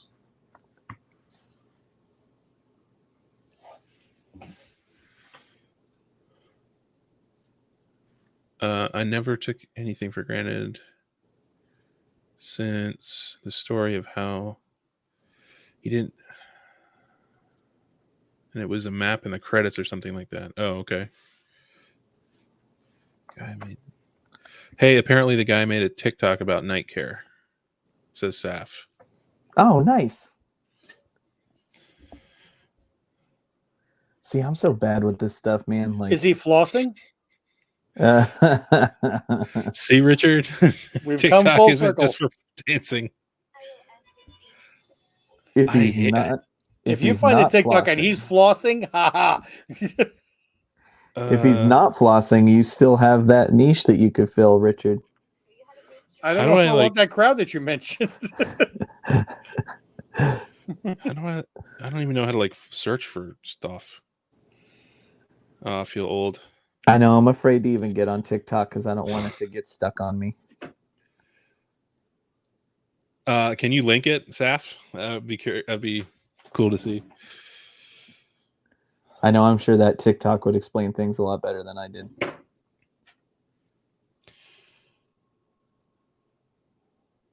Well, what else is going on? We what have you been watching other than She-Hulk, Deegan, I'm if anything? 2 episodes into the new Cobra Kai. That's exactly Which where we I are. We are, adore yes. that show, so I'm just Oh like, man, it's the best, yeah. isn't it? It's so good. So I'm like, I've enjoyed the first 2 episodes. You know, obviously they're kind of just setting up the story arcs for the season, so they're not quite as, fast paced, but I'm still digging where they're going with a lot of the storylines and stuff. So that's been fun. God, what else have I been watching? Because that's all that I do when I'm actually drawing is I just put shows on in the background. Got it. Yeah. So I'm always watching something. I'm just trying to think of what I've been watching lately. God, I know that it's a lot of stuff. I don't know why I can't think of what I've been watching. I'm kind of starting to do my I love the fall. Like I'm a basic white girl when it comes to fall. Like I love everything having to do with the fall. Like if it's pumpkin flavored, I'm buying it. If Oh, yeah. it's fall themed, I'm getting Pumpkin it. spice latte. That's the only thing. I don't drink coffee, so I can't partake in the most basic of basic fall things. But so I already started my the minute September hits, I start my fall/Halloween movie watching. So I have a list of movies that I want to get through before Halloween. So I've been watching a lot of horror movies and stuff like that. So I just watched Sleepaway Camp for the first time. What's that? It's a classic 80s horror movie. I have to say I didn't enjoy it. It's a lot of people's one of their favorite horror movies, and I don't really understand why. It was freaking weird. So I wasn't a huge fan of that. But, I'm trying. I saw Barbarian in the theater the other day. Okay. That's a new horror movie that just came out into theaters. Man, I tell you what, if you want a genuinely freaky horror movie, go and see that and look at nothing. That's what I loved is the trailer showed you nothing. It didn't tell you anything about the movie. Good. And I wish that more movies would do this because I went into that movie completely blind. I was like, other than the basic idea that it's basically about a girl who goes to her Airbnb and somebody's already staying there and it's double booked. Yeah. That's all that you know. That's literally it. And then the movie happens and it's like that movie goes in directions that I would have never guessed in a million years. I'm still deciding if I liked it or not, but it was definitely different, which I think is a big thing, a big accomplishment. So yeah, it's got a tremendous basement. I saw that in the trailer. But yes, so it's really cool, and I wish that more movies would be less afraid to not tell you everything. Yeah. It's like I feel like you end up getting more excitement around a movie when you don't walk in pretty much knowing how the story is going to play out. So that was pretty cool. I haven't gone to a movie in a long time where I really had no idea what to expect. So that was neat.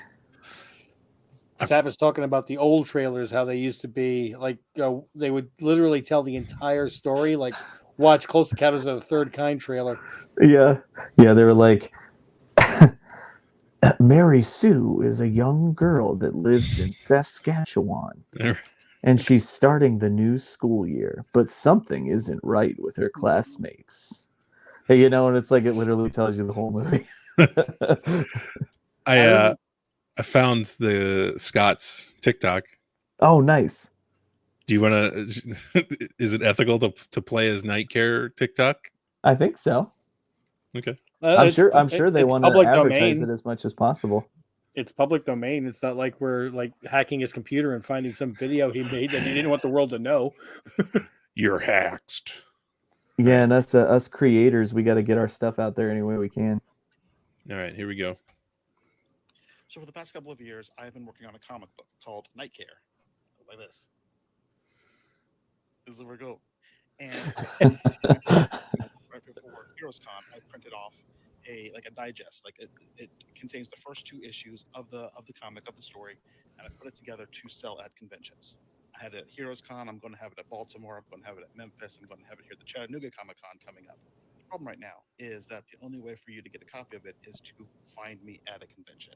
And so I have partnered with Zion Studios to distribute it, to get it into more hands, because chances are you're probably not going to be at a comic book convention here in the American Southeast.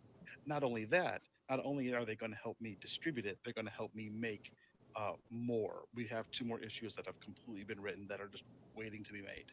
So if you're interested in this, go to my links in my bio. I have a link tree, and then you see one called Night Care, and it will take you to the Kickstarter. The Kickstarter hasn't launched yet. It's launching next month, but right now you can click on it and you can kind of get notified when it does finally launch. The simple elevator pitch of the story is it's Adventures in Babysitting meets the New Mutants. You got a group of kids who band together to help somebody when basically everybody in their lives, the systems in place, the adults in their lives fail them, and they have to band together to help one of their friends. Adventure ensues. There is a lot of me in this book, and like each of the kids that are in this book are very inspired by people I've gotten to know, kids in my life throughout the past couple of years. And then it's kind of put through the filter of the comics I grew up on in the 80s and 90s that are big on characters and action and adventure. And I know it kind of sounds like it's a kid's book. It's for anybody. I think a lot of people can enjoy it. It's the kind of book you can enjoy, but it's also a book you can kind of give to somebody, or if if you have like a little one in your life and they show up and it's sitting there on your table, it's not going to be too educational. If you know what I mean. Why does it keep appearing? I keep appearing. I was wondering. It's like subliminal. Bye. Questions, comments, concerns? Come see me. So for the past That's cool. That is cool. Yeah, I was wondering if I was the only one seeing. Yeah, no, that's so funny that he brings it up.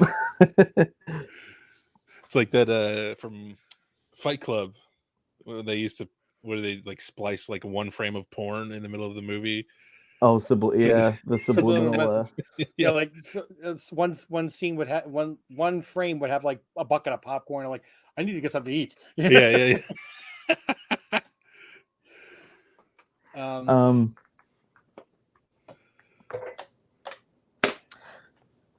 Do you guys mind if I make a couple announcements on here? I would love it. That's why you're here, buddy. Okay, cool. So I am going to be at Memphis Comic Expo this coming weekend. So, Okay.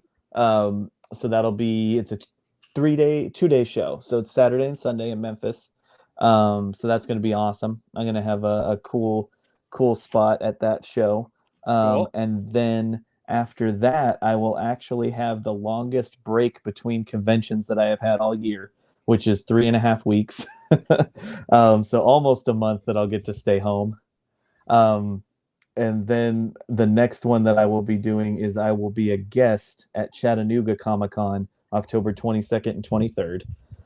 So definitely come out and support that one. That one is the first year that they're doing this convention, and the people who run it are some of the nicest people that I've ever met in my life. So I really want this show to be successful for them because they deserve it. They've been doing a great job. They're going to do a really cool thing too, where every kid that comes to the convention gets a free 4x6 sketchbook, and the kids can take the sketchbook around to the artists that are going to be at the show and asked them to do a small free sketch in the sketchbook. And I love that idea, because I, like I've talked about on previous live streams, I love supporting kids that are into this stuff and helping foster that, and continue to get them more and more into it. So I'm really excited about that. So bring your kids to I'm it. worried. Deegan, you don't know how to do a fast sketch. Oh, I know. Luckily it's like this big, so I don't have much. Black and white, no color. There's 12 kids waiting in line. You'll be proud of me. At Tucson, I had a mom and a dad and their son. I think he was like 7 or 8. He came up to my table and they were just chatting it up with me. And he's really into comics, and so we were, talking and stuff. And he had gotten a little Spider-Man mini notebook, like those lined notepads. Yeah. And I saw it and I was like, do you mind if I see that real quick? And he was like, yeah. And he shows it to me and I was like, do you mind if I draw something in it? And he was like, that would be so cool. And so him and his parents like stood there while I did. His favorite character is Carnage.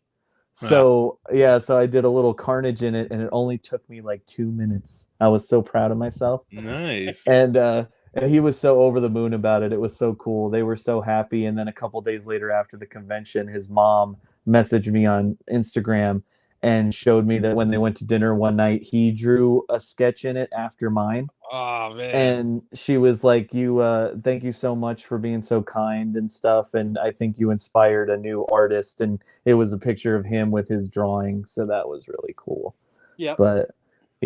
So Chattanooga, hopefully we'll get a bunch more kids into comics and do that. And then this came up super last minute, but I am actually going to be at Baltimore Comic-Con. That answers Larry's question. Yes, I will be at Baltimore Comic-Con October 28th through the 30th.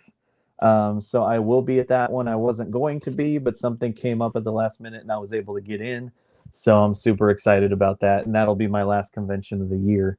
And take a bit of a break during the holidays, which I'm kind of nervous about because I'm like, conventions are the big income for me. So I'm like, without conventions for 2 months, I'm like, where's the money going to come from? We'll figure it out.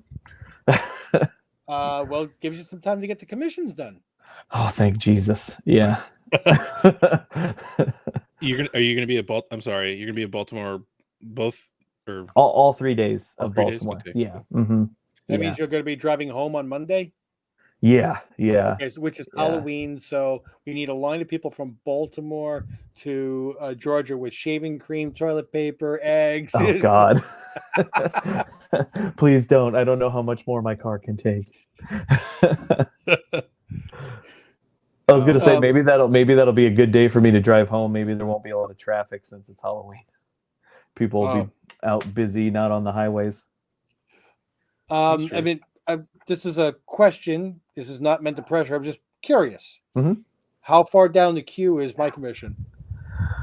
So you were one of the last commissions I took before I shut my commissions off.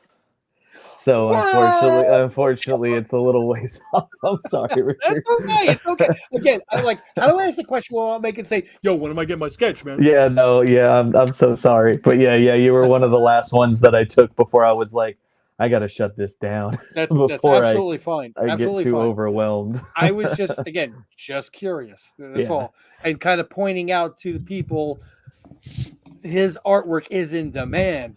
So be ready for when he reopens up his commissions again to have an idea what he doesn't charge much for original artwork on a sketchbook. I was gonna say too, like this isn't what anybody's going to want to hear, but unfortunately, when I do reopen my commissions, I will be raising my prices a little bit, just because I've found that the amount of time that I'm taking on them, because I take a really long time, is just not feasible anymore. Like with how long I take, what I get in return for it.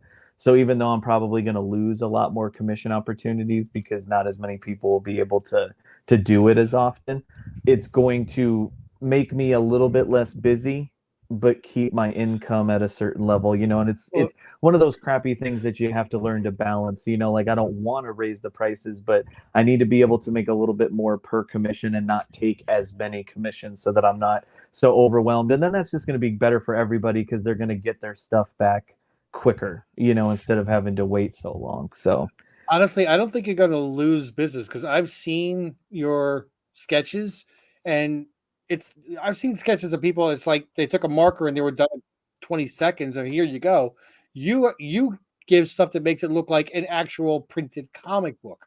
I appreciate that. Yeah, that the first time I saw your like one of your blank sketches, I was like, wait, you did that? Like that's awesome. That means I don't know. a lot. It's just so clean, and it's awesome. Well, I'm actually working on this one right now. Nice. So that's going to be a Miles Morales.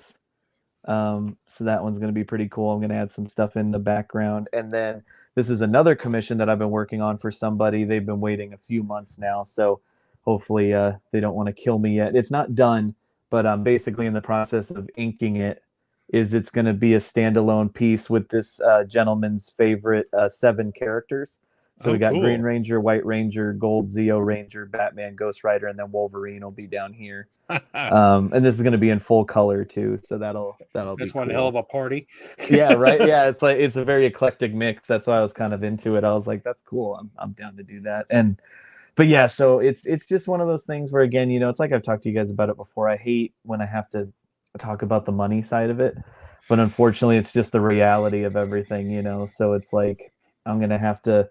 And I'm not going to raise them a ton. I just got to raise them enough to where it's going to balance things out a little bit better and, make it so that your hourly rate is above minimum wage. Yeah, because that's the problem. Is it's like if I was a quicker artist and I could do things at a faster clip, it wouldn't be such a problem. But since I take so much time on every piece that I do, because it's like I tell everybody, I'm like, I want every piece that I do to be the new best thing that I've ever done, or at least try to make it the new best thing that I've ever done. And so with that, like I don't have a phone in button, like I don't have a lower gear. It's just not in me. So something's got to give. I'm like, if I can't get quicker and if I can't if I'm not willing to sacrifice quality, then the only other option is to, the money part. So, and I love this quote. I might have said it on the last one, but I heard it recently, and I know it's an older quote, but I do things 3 ways. I do them fast, I do them cheap, and I do them good. And you can only pick 2 of those, so it's like, if you want it fast and cheap, then it's not going to be good. If you want it cheap and good, then it's not going to be fast, that sort of thing. So I've just come to terms with the fact that I don't have the fast option. So it's going to be good. And it was cheap for a long time, but unfortunately that's just not working out at this point. So I'm going to read Tiago's comment, and then I'm going to go back to Larry with his crying face. But Tiago said, in quotes, I'm going to raise prices and going to be less busy, meaning what you had just said. And he said, I don't think you value your work enough. I'm willing to bet this time next year we're going to hear another story about your friend mad because you took another commission with the list already full. Yeah, I guarantee you that's probably never not going to be a problem that I have, where I just keep taking them because I can't say no. And I just enjoy doing it so much, Since you can't say no, Larry's asking, is there any way he can request a commission for BCC with and then a big crying emoji? So, Larry, reach out to me on Instagram or my email. Is it possible for us to pop those on the little ESPN ticker? But Larry, I will have at every convention I do limited commissions for that weekend, and I'm trying to limit myself to only 2 or 3, so that I get them done that weekend and I don't take any work back home with me, because Lord knows I have enough work back home. So Larry, I have not posted that I'm going to be at Baltimore Comic-Con yet.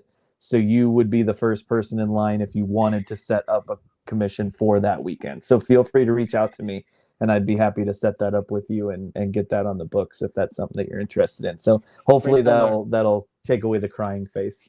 Instagram at Popcore Art. And thank you for being interested in wanting to get one. Thank you. Do you want me to put your email up, or is this good?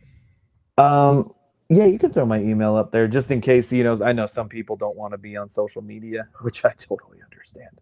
Oh, yeah. Don't forget his TikTok link where he's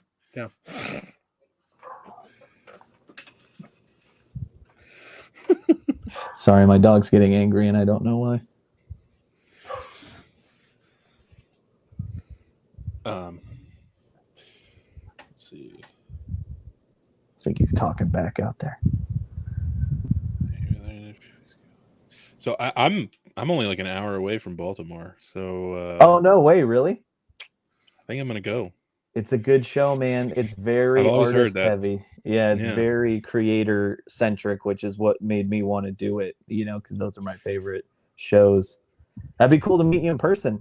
I know, ditto. Oh, sorry. So you think you're going to get there, Greg? I think so. I mean, I don't. Baltimore's not terrible for you, right? No, it's I've been to many metal shows. When I was younger, I would have to go to Baltimore because they don't come to DC for some reason. Yeah, that is kind of weird. Yeah. But hey, man, yeah, bring your comics. I'll sign them for you. Oh, that's a great idea. Yeah, man. Yes. It'll just be $400 each. I know it's a little steep, but It's the economy. What can we say? It's inflation, man. 400%, 400% inflation. Yeah, Tiago's saying we're getting exclusive information here on our channel. Yeah, always. I got to bring at least something every time.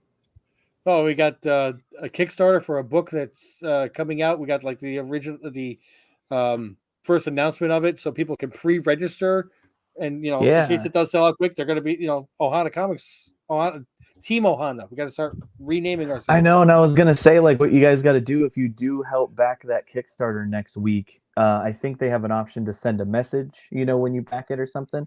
Say, Ohana and DEEGAN sent you, and let them know that we're the Ohana family is coming out to support. Yeah, please, absolutely. That would also strengthen our case to get him onto the show, so you guys can ask questions. There you go. Yeah, see, and we'll try to make sure if he's on the screen that comic book isn't popping up. All over the place. It's the circle of life. Oh, you know what, Greg? Actually, if you can, you got to make it pop up one or two.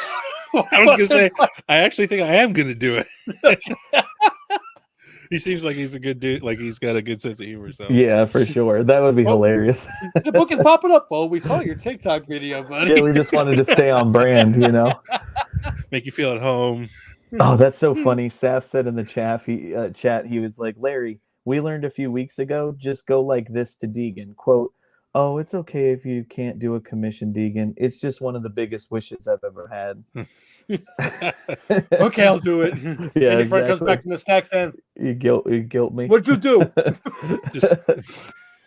I know, because I think I'm going to try to get Christian doesn't know it yet, but I'm going to try to get Christian to go to Baltimore with me. So yeah, he'll end up having to try to wrangle me again and keep me on task. This is the OCU, the Ohana Comics universe.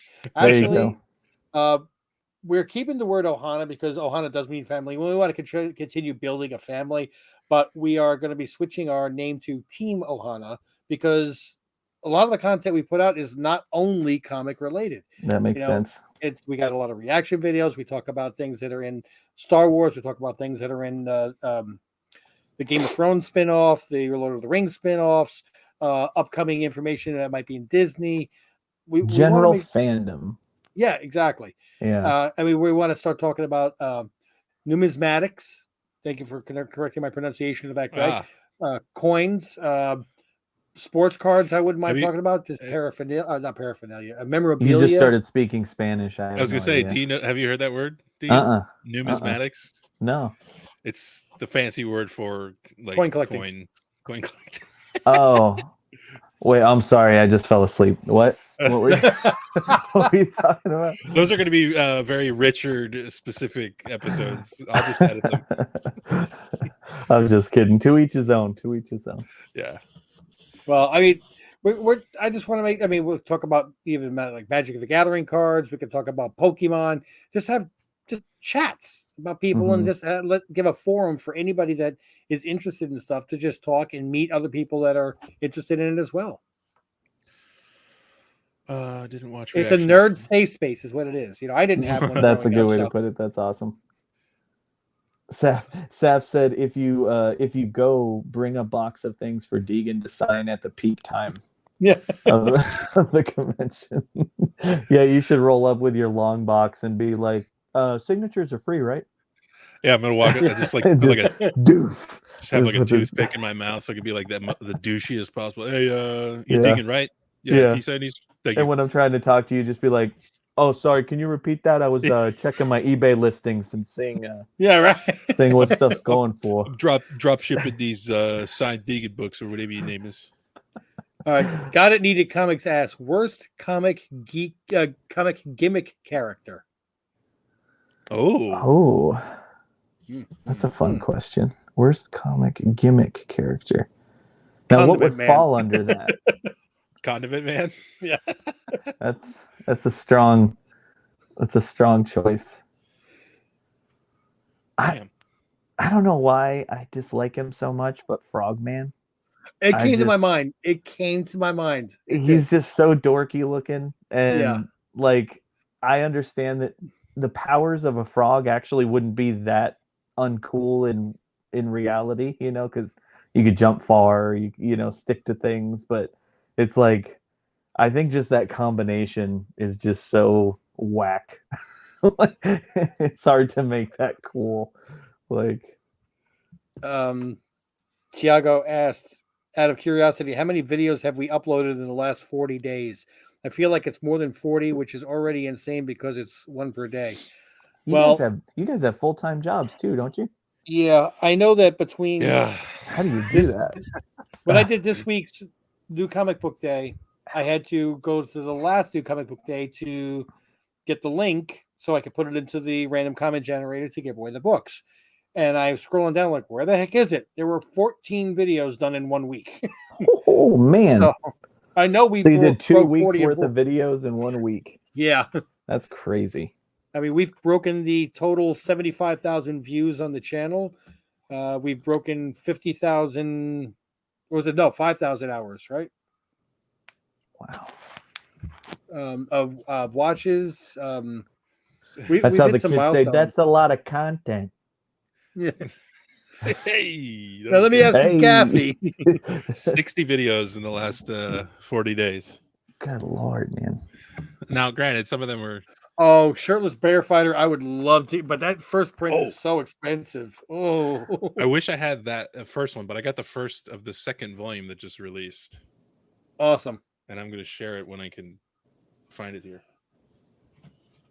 Shop for Comics said, do any of you remember the guy in one of the McFarlane ASMs where he was bit by a radioactive rabbit? I don't remember that one. Oh, what about the rabbit girl? The one that had Spider-Man and Frogman's head on the wall on the cover. And yeah, she had like an umbrella or something. Crap, what's her name? They did a Marvel Legend figure of her like last year. Yeah. Oh, that's going to drive me nuts. It's not like I have the entire internet at my fingertips that I could figure this out. Tiago just counted 60 videos in the last 40 days. My oh my. And I'd say 59 of them are Greg pushing me past my limits. It's not enough. It should be 80 so that it's double the days. Yes. 2 videos a day or bust, guys. Okay, so we'll have to work on it to get the average up. White Rabbit, Shop for Comics coming in clutch. Yep. So her name was White Rabbit. Yeah, how do you feel about Squirrel Girl? That's a pretty bad one. Squirrel Girl's awesome. Like, she's actually a really good character. Once they fleshed her out. Richard likes to point out that she defeated who? Galactus. But yeah, you guys didn't answer that question. Who's your what was it? Worst comic gimmick character? I love this so much. That cover is fantastic. Going up to the gummy bears. Oh man. Yeah, I actually have a first appearance of Squirrel Girl in a 9.8. What was the question that was earlier that we didn't answer? Wait a second. Well, Deegan was saying we didn't pick our your worst gimmick hokey characters. No, I was saying comic book. I mean, Condiment Man. Oh yeah, that was yours. Yeah, I forgot about that. And I brought up White Rabbit. Oh, so White Rabbit's yours? Yeah, it's a good, I guess I have a much less history than you guys do. Now Armadillo isn't great. I do have a different character, which he was a star of a comic book series, and it was kind of hokey, but I always loved it, which was Reed Fleming, World's Toughest Milkman. You could be making that up, and I would have no idea. No, I'm not. I'm not. That's a real thing. Yes, he had his milk truck, and there was like a little mini fridge there. He'd open up. I think it was like scotch in there. And every time he'd see like a car pulling out with the guy going to work, he would go inside and bang the wife. I mean, it was. Oh my god! What am I looking at? All right, I have to share this. The heck is happening? Yep, there we go. Oh my god! Okay, geez. What? Reed Fleming, World's Toughest Milkman. He looks like that actor that was in the 90s. He was in everything, but nobody knew his name. I think he's Ron Howard's brother. Do you remember? Yeah. Like he totally looks like that guy. Top left, that was issue number 1. Yeah. Action, thrills, romance. Yep. I had all of these, man. Apparently, I had a very good comic book store. Sorry, hold on. I got to shut my door again. My dog just decided he wanted to join me. You're good. I thought I told you to shut up. Hey, buddy. Come on. This is awesome. Come on. Good boy. It's a good boy. Hi. How you doing? And you know another one that I always liked, and he gained a lot more popularity. It was about the same time period. The Tick, the original Tick series. First. Oh my goodness! I remember Patrick Warburton. Yep. Oh, the Tick, nice. Oh man, I remember the cartoon vividly as a kid. Saf read Battle Pope. I remember the comic book to Pope John Paul II. Battle Pope was Kirkman's first, I think. Come on. Oh God. That's funny. Oh man, fun stuff. Shirtless Bear Fighter is so stupid and fun. So Yes. She-Hulk.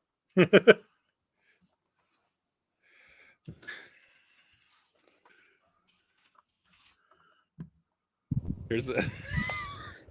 I gotta show you. They made a figurine of Shirtless Bear Fighter, and his whole thing is he's naked a lot. And so he's more than shirtless. It's like the Pixelated. the pixelation is built into the figure. Oh my god, that's hilarious. Is that amazing? So good. Sorry, my dog wanted to make a guest appearance. That was the question. Does anybody want to talk about the crappy casting for Thunderbolts? Oh, you just mean like the lineup? What if Xbox? The question was the casting itself, but yeah, the lineup. Anthony Wheeler says, anyone talk about the crappy Thunderbolts casting? Do you mean Anthony? Do you mean the cast or the lineup they chose? I'd be curious to see what you said. I really wish that they had taken this opportunity to fix the fact that Thunderbolts had that Taskmaster was done wrong, and they could bring the right one in. But you never know; they might do something. How did you feel about How did you feel about Taskmaster, Deegan? I don't necessarily care as much that they gender swapped it. Mm-hmm. I just wish that it was actually Tony Masters. I'm like, why can't you just call a woman Tony? Toni. Like an I, yeah. Like do it Tony Masters still. But they took away the entire character of Tony Masters. This is gone. And I'm like, I was hoping that maybe this was just going to lead to the real Taskmaster being a thing later, but it looks like from everything that I've seen, it's still the same girl that's playing Taskmaster in Thunderbolts. Well, I mean, maybe they'll character develop it better now that she's not under the mind control. Yeah, now that she's not just a guard dog with no, ability to think or speak on her own. Like that was just so. That was boring. I didn't care that it was a female. Just the character itself was like. The fight scenes were good until they revealed origin, who she was, why she was. I'm like, what? Mhm. No, we're Yeah. so close. Yeah. Oh, and Saf, I think, asked, this is Max. He's very needy. And when I'm in my office for too long, he gets very upset. Oh, So he's like, I think he's sleepy too. Like normally he's he used looks to, it. because normally, towards the end of the night, like I'll still keep working, but I'll work in the living room, and he'll be sleeping on the couch next to me, and he's just like, why aren't we sleeping on the couch like we're supposed to? As he stares me right in the eyes, he's just like, yeah. Couch. I know couch. Well, we don't allow used to, but not anymore. Allow the dogs to be on the furniture upstairs. I record in the hovel, the basement dungeon, and when I record, I allow the Basset Hound Buster to come down and join and be on the couch that's down here, the basement couch. So the one that is the most happy about us doing, was it 40 videos, 60 videos in 40 days, is Mr. Knucklehead over there. He's out like a light. And if it weren't such a pain in the neck to unclip the camera, I'd flip it around real quick, but putting it back on would be a pain. But yeah, he's out like a light, and he now sees me every night getting up and start heading to the hallway, and he comes running like, I'm coming too, I'm coming too, I'm coming too. He now That's knows. hilarious. Yeah, it's like hungry and broadcast. I think are the two words he knows. Broadcast. Kind of broadcast. The hardest part is when we're done going upstairs. I'm like, come on. No. He's like, no, I'm comfortable now. Like I don't. Yeah, I go upstairs. I turn the lights off. I leave the door open at the top of the stairs. He might come up 15 minutes later, like I'm lonely. I don't like it down here. Oh, but oh, sorry. Yeah, go ahead. I was just going to say, Saf said I had no prior knowledge of Thunderbolts, and I didn't really get Winter Soldier being with these quote villains. I think they're more of just morally ambiguous, more the anti-hero, Punisher kind of people. Yeah. I think that's what I'm disappointed about. Is I don't, and maybe it's still early on. Maybe they just haven't announced everything, but I just don't understand how you can do the Thunderbolts without Zemo. Because spoilers for anybody who hasn't read the Thunderbolts comics, you have 5 seconds to mute. 1, 2, 3, 4, 5. In the original Thunderbolts comics, it was basically nobody knew that the Thunderbolts team weren't new superhero good guys, and they were basically posing as a new super team. And you come to find out later in the Thunderbolts comics that the main guy, what is it, Citizen V? Is that his name? That sounds right.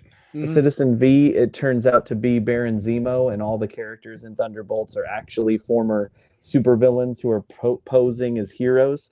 So I'm like, that's such a cool storyline. Like, it looks like what they're doing in the MCU is more just doing their own version of the Suicide Squad. That's kind of what I was getting from that. Yeah. So that's kind of a bummer, because I thought the Thunderbolts had such an interesting, unique story that they could have played with. But hopefully they'll still do it, and maybe it's just they haven't announced everything yet. Yeah, they could be being cheeky a little bit. Maybe sneak it in there, because I enjoy him in Winter Soldier. Like I liked him in that show too. Yeah, that was Zemo, right? Zemo was in Falcon and the Winter Soldier. Okay. Yeah, and he was like you said, he was awesome in that. We actually got to see him be a little more actiony instead of like in Civil War, where he was more just pulling the strings of everything. So yeah, exactly. And like, I don't mind Winter Soldier being in it, just because I love what they've done with Winter Soldier in the movies. So I'm like, you could throw him in anything and I'm down. But it just doesn't feel like the Thunderbolts. Like I don't think Red Guardian was ever in the comics. No. Thunderbolts, was he? It doesn't look like any of any of these people. Yeah. Well, none of the Thunderbolts from the Hulk 449 are in this. I don't think. Oh, that's true. Yeah. And right now, I was just trying to find a picture of the cast that they announced at D23, and it was really hard because there were so many fan-made ones, and everyone had Zemo in it. Yeah. So I finally found it. I'm like, oh yeah, there's Red Guardian going, hi. I do love that he's in it because he was one of my favorite parts of Black Widow. I didn't like Black Widow very much, but he was one of the better parts of it. I agree. And I really do love Scarlett Johansson. I Mm-hmm. did not like what was written in that movie for her. Yeah. I liked Yelena Belova in that. Oh, and she was I really loved fantastic. her in Hawkeye. Yeah, absolutely. So Kate Bishop. Is it just me or like I just felt like the Black Widow movie was too little too late? You know, like that movie should have came out a year or two after the first Avengers. You know, was- like I feel yeah. like It was that weird. was when her her peak in the movies was, and to do it after she died, you know, it's like it was weird. felt like a weird. And yeah, another thing about that though is I think a lot of people were expecting that to be an origin movie of Black Widow, Yeah, and it wasn't. yeah, yeah. It was like this weird middle ground between Infinity War or between. It was leading up to Infinity War, right? Or was it in between Infinity War and Endgame? I don't remember. I'm pretty sure. I really thought that, you know how she always says that Hawkeye made a different call when he was sent to kill her? I thought that it was going to be like her origin ending at that scene. That would have been cool. Yeah. All right, so that movie picks up shortly after the events of Civil War. Okay. Yes, it was before everybody got dusted. Right, because she's in hiding and everything else. Yeah. Yep, okay. Yeah. But yeah, you know, even though I didn't care for that movie, at least we got Red Guardian and Yelena out of it. So it looks like my heart rate. And I'm not gonna lie. I know a lot of people, especially big MCU fans, would crucify me for this, but I didn't really like Black Widow in any of the movies. Like to me, I got tainted because do you guys remember the short-lived animated series Earth's Mightiest Heroes? That was like in 2009, 2010, like right when the MCU first started. It was a like page for page perfect interpretation of the Avengers comic books. And they did a great job in that animated series, and each of the characters was like so well done, and Black Widow was one of them. And Black Widow was done so well in that animated series that when she got introduced into the MCU, I was like, this isn't Black Widow. Like this isn't, you know, it didn't feel like the comics or the animated series version of Black Widow, so it just kind of never sat right with me. Did you like Black Widow and What If? Which episodes was she in? She was in the post-apocalyptic one, right? Okay, yeah, and she was a part of the team, which was also animated towards the end. Yeah, I mean, she was better in that, but like, I just always liked her off of the MCU one. Yeah, I always liked her in the comics and in the animated shows as kind of like the more mysterious, and you're never quite sure if she really is on your side. Yeah, kind of character, and they just never really went down that road with her. She was always one of the like biggest like rah let's go team people, you know, on the Avengers, you know, like she was kind of one of the glue characters that kind of held a lot of them together. I would have liked it better if you kind of never knew if she was really on your side or not until, you know, they kind of came down to it. Started touching on that a little bit in Winter Soldier, but they didn't get all the way. Mm-hmm. So, I mean, I am looking forward to seeing. I liked Ghosts. I think Valentina. I like her casting. I like Valentina. What's her face is Valentina. Julia Louis-Dreyfus. Oh yeah. I think she's going to be interesting. I think she's going to kind of hold that movie together like a Nick Fury held together. You know, a lot of the early Avengers stuff. But I look forward to Ghost. John Walker is the Captain America I love to hate. Yeah, he is so good in that part. Like I feel like I'm the only one that liked him. Do you remember how much vitriol people were making so many memes about like Walmart version of Again, it was a lot of the people that have never read a comic book in their life, you know, so they're just on the outside looking in as, oh, they're just trying to replace Captain America. It's like, well, no, if you know the comics, like the whole point of his character is that he could never replace Captain America, and he's kind of off his rocker a little bit. I like even the little reaction of like Chris Evans watching the thing. It's like, I'm Captain America. I am. Yeah. But yeah, anytime those arguments come up online, it just makes me. I'm like, read a comic book. Like, you know, I'm just like, for the love of God, like, Yeah. It's just like, do you guys remember in the lead up to Spider-Man Far From Home, how everybody was like, "Oh, Mysterio is so cool! Like, it's neat that he's got a new mentor," and it's just like, guys, are you dumb?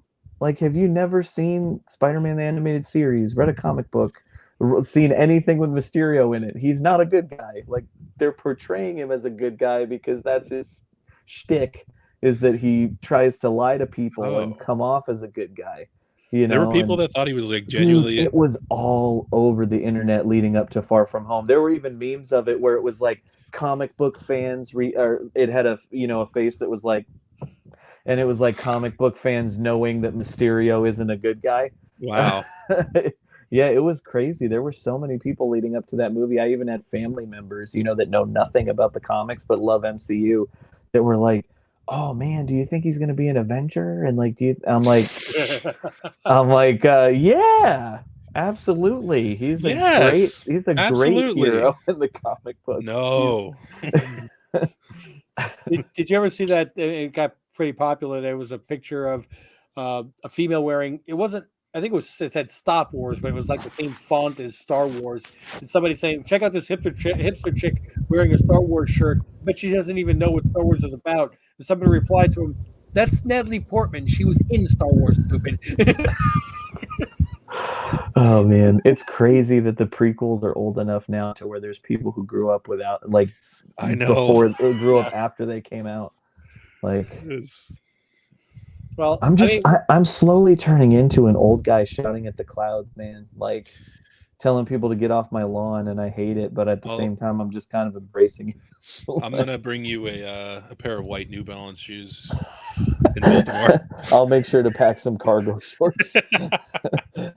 When I watched No Way Home and seeing the characters, I was actually wondering if they were making Norman Osborn a good guy.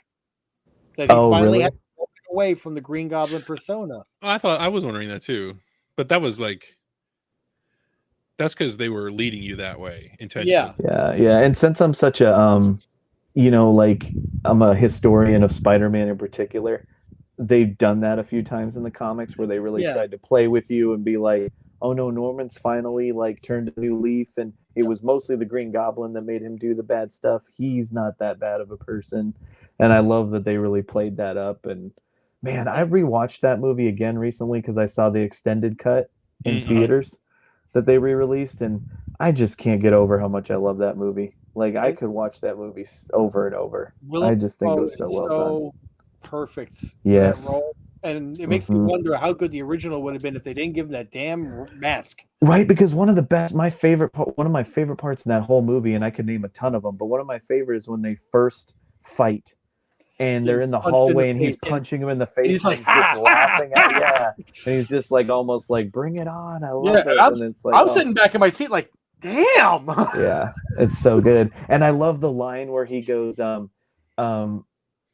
"Powerful enough to have it all, too weak to take it." Yes. And he oh my God, I'm just like, let's go. I have to admit, I'm a huge fan of that meme that goes around with it. The people are always like, "I'm something of a scientist myself." But they change it to whatever. Yeah. Oh God, one of my favorite memes is totally off subject, is the Venom meme. It's a comic book panel of Venom in the comics where he actually said, "That's correct, madam." And they use it on a bunch of stuff. Like, one meme I saw was me as an adult intellectual going to McDonald's and asking for a kid's meal and to not forget the toy. And it's the McDonald's employee saying, "So you want a kid's meal with the toy?" And then it shows Venom going, "That's correct, madam." Yeah. I love it. Correct, madam. Oh, man. I wonder what the toy was.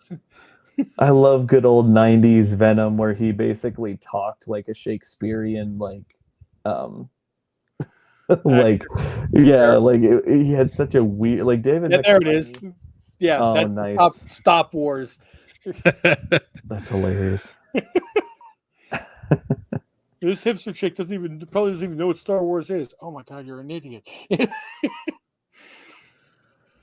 So we're coming up on 11:30, and we know we're stopping this at 12. I think we have a second giveaway.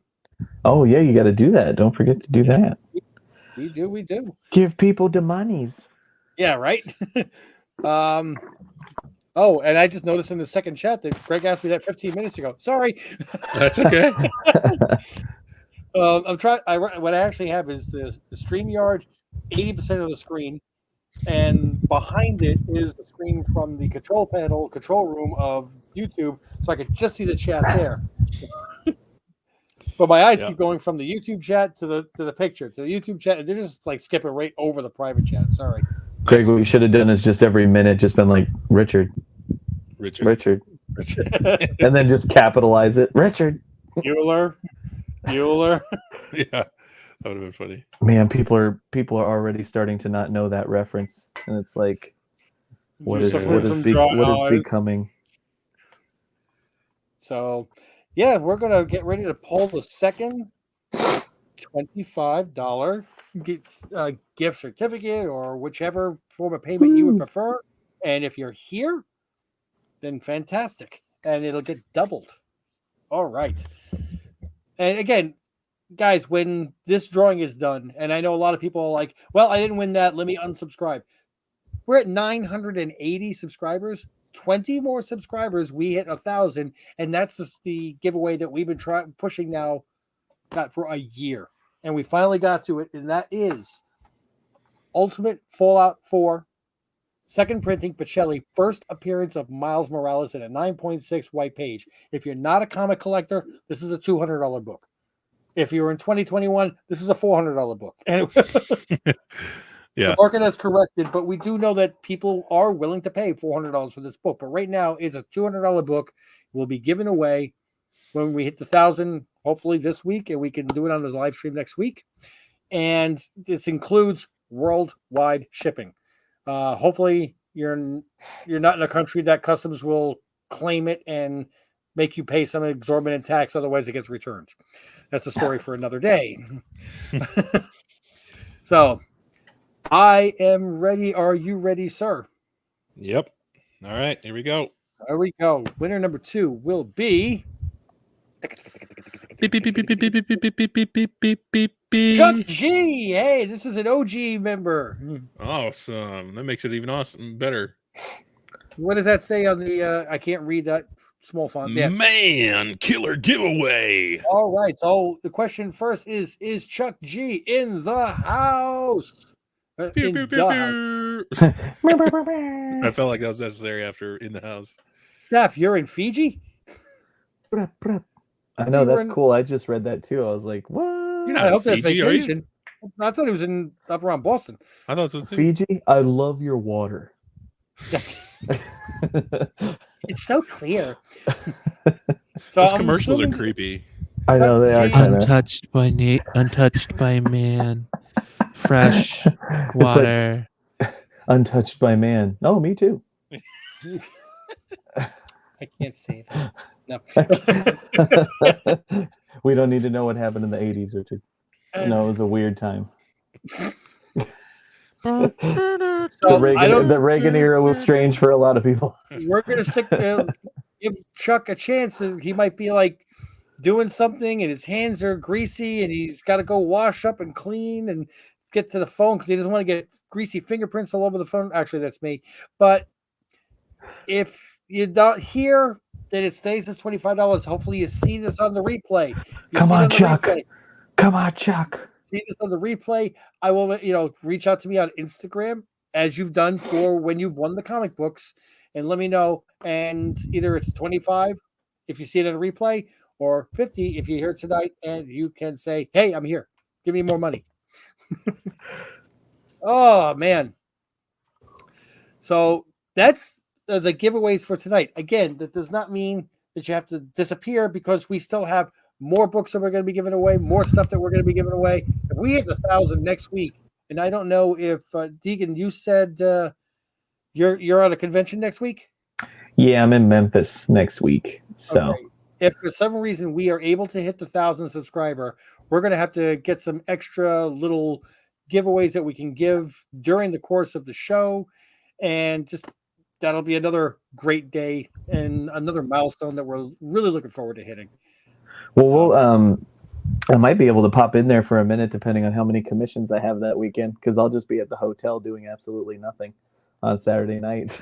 So You'll be doing might be able to hop in from the hotel. You'll be doing all the commissions that your friends are like, "Why did you take that?" Yeah, probably. Yeah.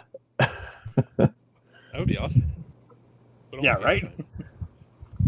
But yeah, so we'll see. We'll He's in the house. maybe I could pop in the middle of the stream, like the popular guest stars in '90s sitcoms. Oh, You know, like whenever Urkel would come in halfway through the episode, and everybody would be like, Greg, we need a doorbell sound effect.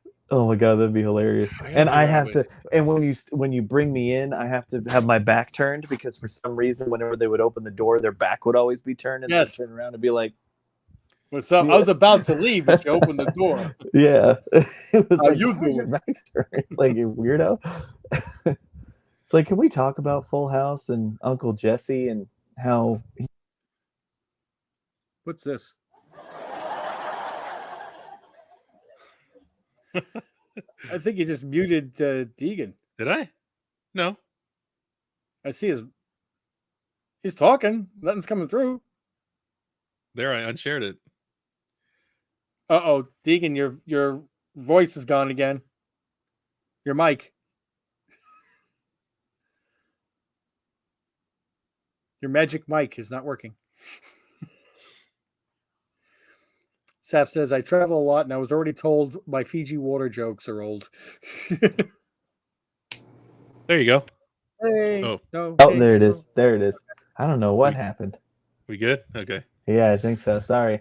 No, that's okay. I just found a. I just sitcom. turned into a mime. For a minute.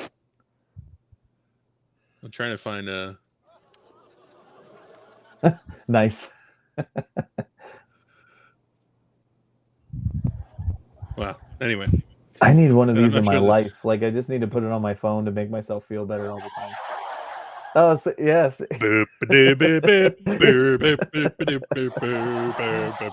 What's the deal with Peter? Dude, that's a solid Seinfeld impression. Hold on, let me. What's the deal with? That's pretty good too. Oh my god, yes, nice. Oh man, that's so funny. So Saf said while he was traveling, he was a weird American when he went to watch a show in England. And apparently there, everyone's quiet and doesn't clap and say "ha" at everything. What? Oh. That's strange.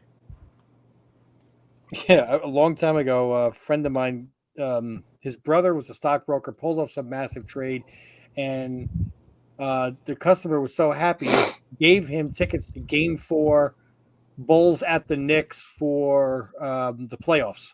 Wow. Was that And back when Jordan was playing? That was the game that turned out to be that John Starks dunked on Jordan. Oh, okay. So if Wow. you're a real basketball fan, you know which one it was. And he didn't want to go, so he gave the tickets to my friend. My friend's like, should we go or should I sell them? I'm like, you'd get a fortune for the tickets, but we're never going to see these seats again. I don't know. So we wound up going. That's We were- awesome. Like a couple rows behind the court underneath the basket. That's Damn. awesome. And when Starks dunked on Jordan, that's actually the area where people go to socialize. They don't actually go to watch the game, right?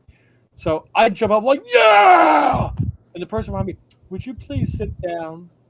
Oh my god. And I turn around like, take your ass to the damn opera, man. This is a basketball game. And my friend's like, oh my god, oh my god, oh my god, oh my god. God, I'm Yeah. so jealous. I wish that I was just young enough to where I didn't get to like go and see Jordan in person. I'm such a massive Michael Jordan fan. Like, I wish that I could have. He That would've really been cool. was. Man, you could like pick any game and make a highlight reel from him. I saw Yeah. him. I saw him when he was playing for the Wizards here. Oh, did you? So it's not Yeah. quite not quite this. It's like it's like seeing the shell of their former self. I mean, Yeah. he was still better than a lot of the young guys at 40 years old. So I mean, It's like Yeah. watching a Frank Miller draw. yeah, it's like this is cool, but it's just not the same. Yeah. But yeah, no, especially God, did you guys watch The Last Dance? documentary? I didn't, but No. I know it was super popular. Yeah. It's so freaking good. Like I even know people who aren't huge sports fans that watched it, and it's just such a well put together documentary that it was even interesting to people who didn't really watch sports. It was really well done. What's your favorite sports movie? Oh man, Mighty Ducks. Nice. I freaking love Mighty Ducks. Oh my god. I agree. It was so fun. A little funny aside, really quick. So I grew up in Arizona, right? So when I was like 5, 6 years old, Mighty Ducks came out, and my mom took me to see it at the theater, and I just came out freaking loving that movie. And I was like, Mom, I want to play hockey. And she's like, Deegan, we live in Arizona. Like, you know how hard it's going to be for me to find. You know how hard it's going to be for me to find a hockey team here? And I was like, Mom, please try. And she looked for weeks, and even though we had one ice rink in Arizona, there was no real, Pee-wee hockey league in Arizona. So she was like, I'm sorry I tried, so you're playing basketball. And I was like, okay. But yeah, it was so funny. I wanted to play hockey so bad, but I was in Arizona. That's like the worst place you could possibly grow up if you want to play hockey. But yeah, so Mighty Ducks is my answer. What about you, Greg? I think it's Sandlot. That's a solid choice. I remember vividly going to the theater with my best friend and his dad, and we were like the only ones in there. And I was like, man, this movie's awesome. That's cool. The Great Bambino. You telling me that this ball was signed by George Ruth? George Herman Ruth? Yeah. You're not in trouble. You're dead where you stand. And I remember when I was older and I'd watched it again, I was like, this dog ain't that big. This dog is not as big. I know, but when we were kids, I thought it was a monster dog. Like, I thought it was literally like genetically modified. Yes, and one of the ones from the first Hulk movie. I came to the realization that it's I'm gonna give him the benefit of the doubt and say that it was told from the point of view of the kiddos. That's a good way to look at it, actually. Yeah, that's smart. Yeah. So I'm just a sucker for movies that have that narrator, like A Christmas Story, Sandlot. God, what are some of the other ones? Like, it's such a nostalgic thing, like having that narrator stand by me, like I love that stuff. Yeah. All right, let's see here. Larry saw Michael Vick at Tech. That's awesome. Nice. Mighty Ducks came out when I came to America, and and then I watched the cartoons and was learning English. I was so confused. The cartoon had to do with the movies. I know that is confusing because it had nothing to do with the movie, so it's like, what is happening? Why are these talking ducks have superpowers? Right. Where in Arizona? I lived in Mesa for a couple of years, says Larry. Oh, nice. That's awesome. I grew up in Tucson, so about 2 hours away. And then Saf said his favorite movie is probably Lucas. Lucas. Oh, what is that? Lucas. That sounds really familiar. What was that one? Lucas. Like Rudy? I don't know. And then Larry said his is Hoosiers, and I've always heard good things about that, but for some reason it's one of those movies that's in my blind spot. I never watched it. Because I honestly love sports movies. I'm just a fan of like when you take a team that's like the underdog and they end up winning. Like, have you ever seen Miracle? Yes. Oh man. Good. And that's even better because it's a true story. So it's like that movie is so good. Oh, okay. And I love Kurt Russell. Right. I found Lucas. It's a like a 90s kind of. Oh. Corey Haim, Charlie Sheen. Dang, I don't think I've ever seen that one. I haven't either. Familiar with it. And I'm a fan of the Coreys. So I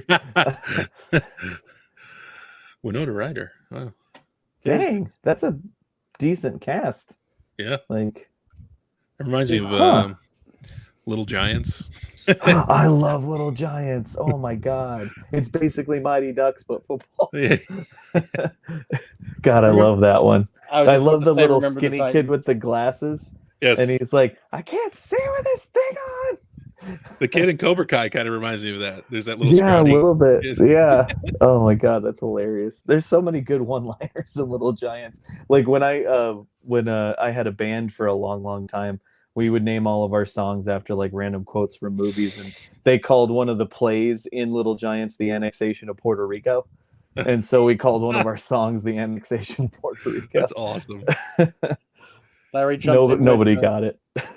Larry jumped in with Remember the Titans? That's a good one. Major That's a League, good one. which I watch every year. Just a bit outside. Oh God, amazing. How do they keep laying off pitches this close? Field of Dreams. I don't consider that a sports movie so much. If you want to cry, Field of Dreams, especially if you have daddy issues, like God, that's a rough one. Now, The Replacements is a great movie. Larry, let me talk. That's an underrated one. That's an underrated one. Any Given Sunday. That's a good one too. That's that's Al Pacino. Pacino, Yes. yep. Right? Yeah, that's a good one.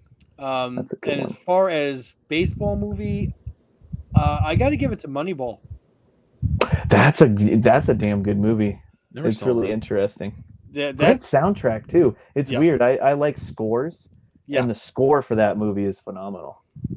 Oh, I got to get the soundtrack to Cobra Kai. All 5 seasons. I love, dude. Every time an episode ends and it kicks in with that dun dun dun dun dun dun dun, Yeah. I'm like, let's go. Yeah, let's do this. What about Cool Runnings? I mean, it's a comedy, that's but a it's good fun. one. I love Fucking that, loved man. Cool. Yes. My family lives in north central Pennsylvania in like a town of like 1,000 maybe, and one of their video rental stores was going out of business, and I got the VHS of it. Nice. And I wore that shit out. I loved Cool Runnings. I saw it in the theater when I was a kid, and when I came home, I took my Legos and I built a bobsled with my Legos. You were all about the cold weather sports, man. Dude, I did. I think it's because I had nothing. Yeah. You know, it came off as like fairy tale like. I was like, there's no such thing as weather like that. What is this mysterious snow that I keep seeing in all these movies? So I'm looking at the list, a Rolling Stone list of the top 30 sports movies. I'll go through a couple. Number 29, Tin Cup. I've never seen that one. I've never seen that one. We got Miracle, Chariots of Fire. I never watched. Rudy. I didn't. Rudy's good. Solid. Ooh, Blue Chips. Oh, with didn't that have Shaquille O'Neal in it? Shaquille O'Neal, Penny Hardaway, and that was a good one. Nick Nolte. Yeah. Any Given Sunday, Bend It Like Beckham, the soccer one. I didn't watch Never that. saw that one. Keira Knightley. That's all I remember. That's the only reason I'd watch it. I think I was working at the movie theater at the time, and I remember the poster going up, and I was like, "Oh, Pirates Girl." The Big Lebowski. It is about bowling. Oh my God, that's a stretch. Yeah. To consider that one a sports movie. What about The Natural? What was that one? Is that a pitcher or something? No, it was Robert Redford as the guy that came back as an old elderly player to try to get into the majors. Oh, I don't remember. I don't think I've seen that one. Wow, that's actually a very popular film. What was the one where Costner played a pitcher and he's throwing like a no-hitter while he's... I know exactly what you're talking about. What was that one? While he's thinking about his life and where it went wrong. Crap. For the love of the game. You know, one of my favorite ones is The Rookie, where the kid breaks his arm by accident and he ends up getting like a super arm, and he's pitching in the major leagues as like a 12-year-old kid. Oh, yeah, that was Fred Savage, right? Yeah, I think. Was that him? No, it was the kid in King Arthur's Court. Yes. Yeah, I can't remember his name. He was in American Pie too as a teenager, so it was weird, like seeing him as this kid in this baseball movie. Yeah, and he then was the kid that was. into... Okay, so I remember now. I was like, oh, I remember as a kid, I was like, it's this kid that's in everything. Yeah, he was in everything back then. His name is. While you're looking it up, can't believe we didn't think of these two. The Pride of the Yankees, 1942, about Lou Gehrig. Never heard of that movie. No idea what that is. Wow, I'm old. Anyway. You're also a New Yorker, so I'm sure that was a bigger deal in in New York. You ever see It's a Wonderful Life? You know what? I have never actually seen all of It's a Wonderful Life. It I've wasn't seen placed bits in and New York, pieces. but White Men Can't Jump. That's a good one. That's solid. Thomas Nicholas is the name of that guy. Yeah. I almost said kid. Friday Night Lights. I feel bad. We went from 11 people to 8 people. I'm like, is it because we're talking about sports? Yeah, probably.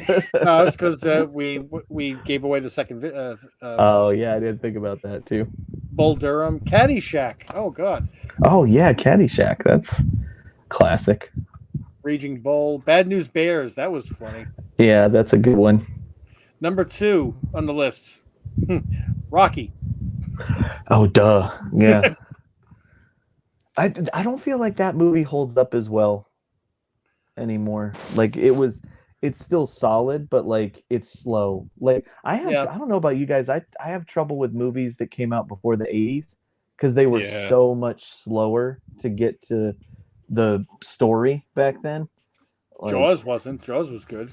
I think that was tense enough as it went along. Yeah, Jaws holds up pretty well. But like Alien, like the original Alien, even though I love Alien, it's still that one really takes a long time to kind of build up. I saw a documentary. It was made by a British reporter while they were filming Jaws, and I've tried to find it again on the internet. I haven't had any luck, but they're like interviewing these people, the actors and everything as they're filming Jaws.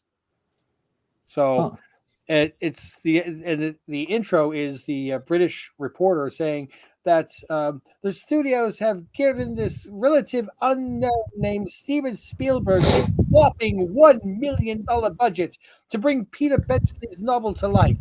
I'm like, a whopping $1 million to the because back then isn't Jaws kind of credited as the first blockbuster? Like it was the first giant summer budget summer, like big release.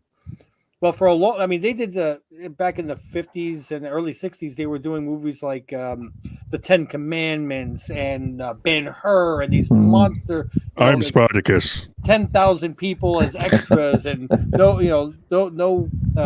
Lawrence of Arabia. Yeah, no budget restrictions, and then they started really.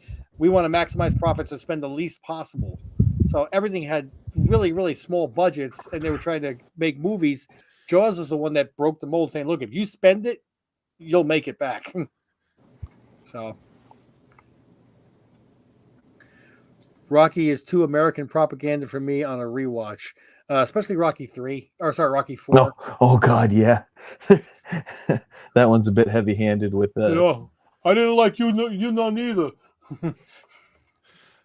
I grew up thinking blockbusters were movies produced by Blockbuster Video.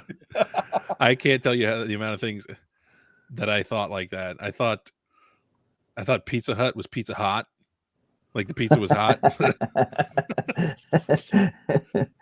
Oh, that's hilarious. I remember going to Blockbuster to pick up chicks. Oh hell yeah! I remember going to Blockbuster just like being like. Do you remember that excitement of like going into Blockbuster, on like a Friday night and hoping that the movie that you wanted was actually still there?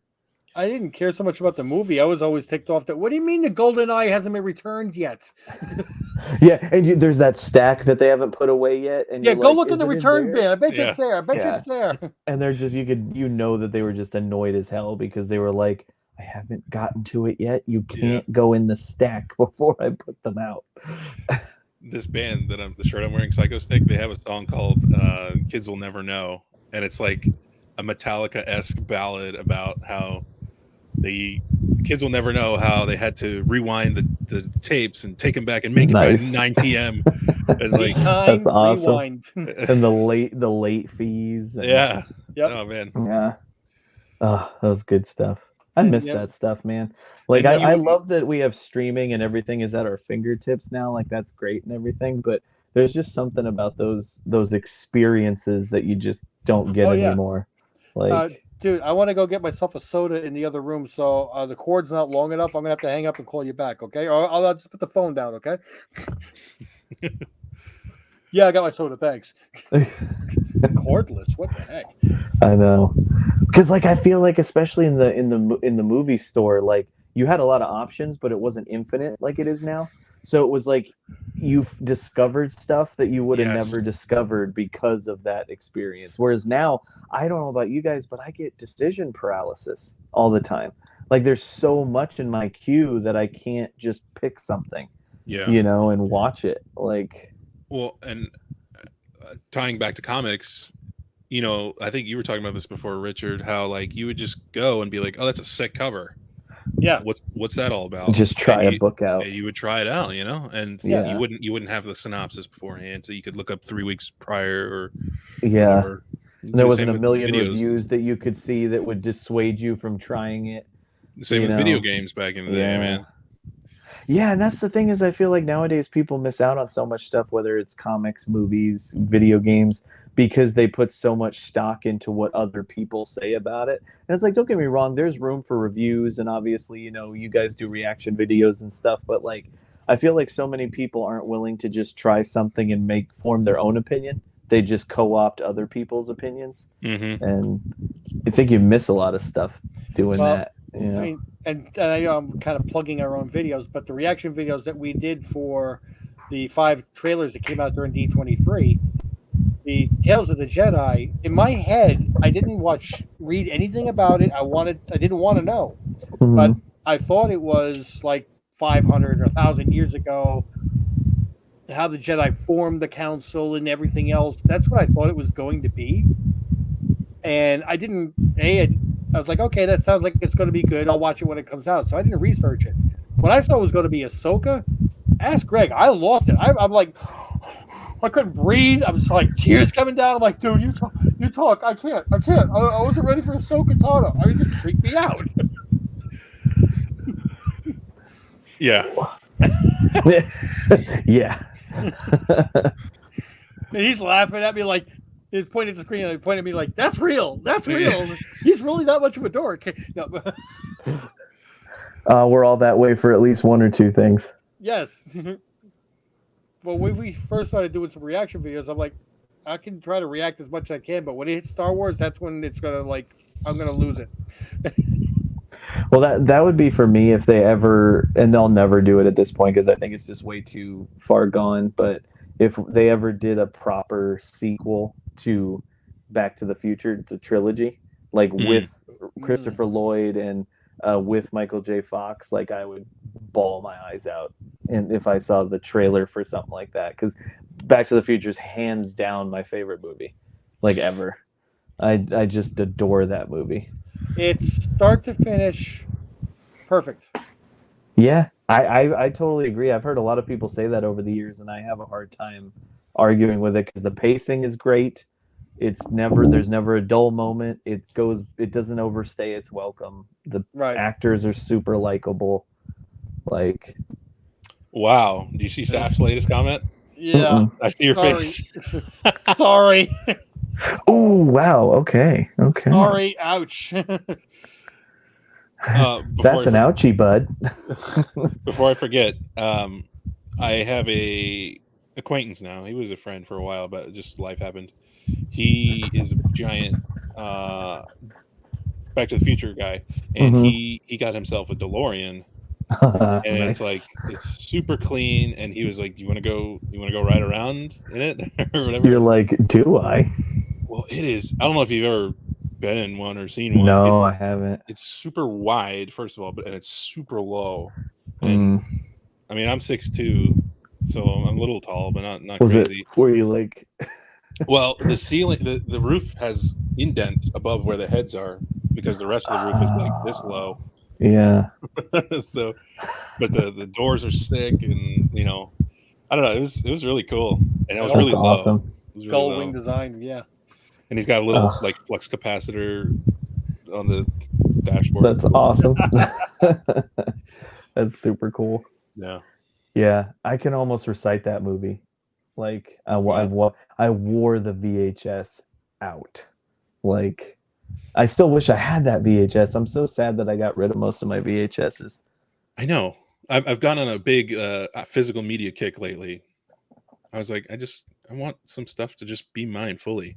Yeah, I've always been such a huge physical media person. I'm huge on that. I have so many Blu-rays and and 4Ks, and all my video games are mostly physical. And Yes, you will not.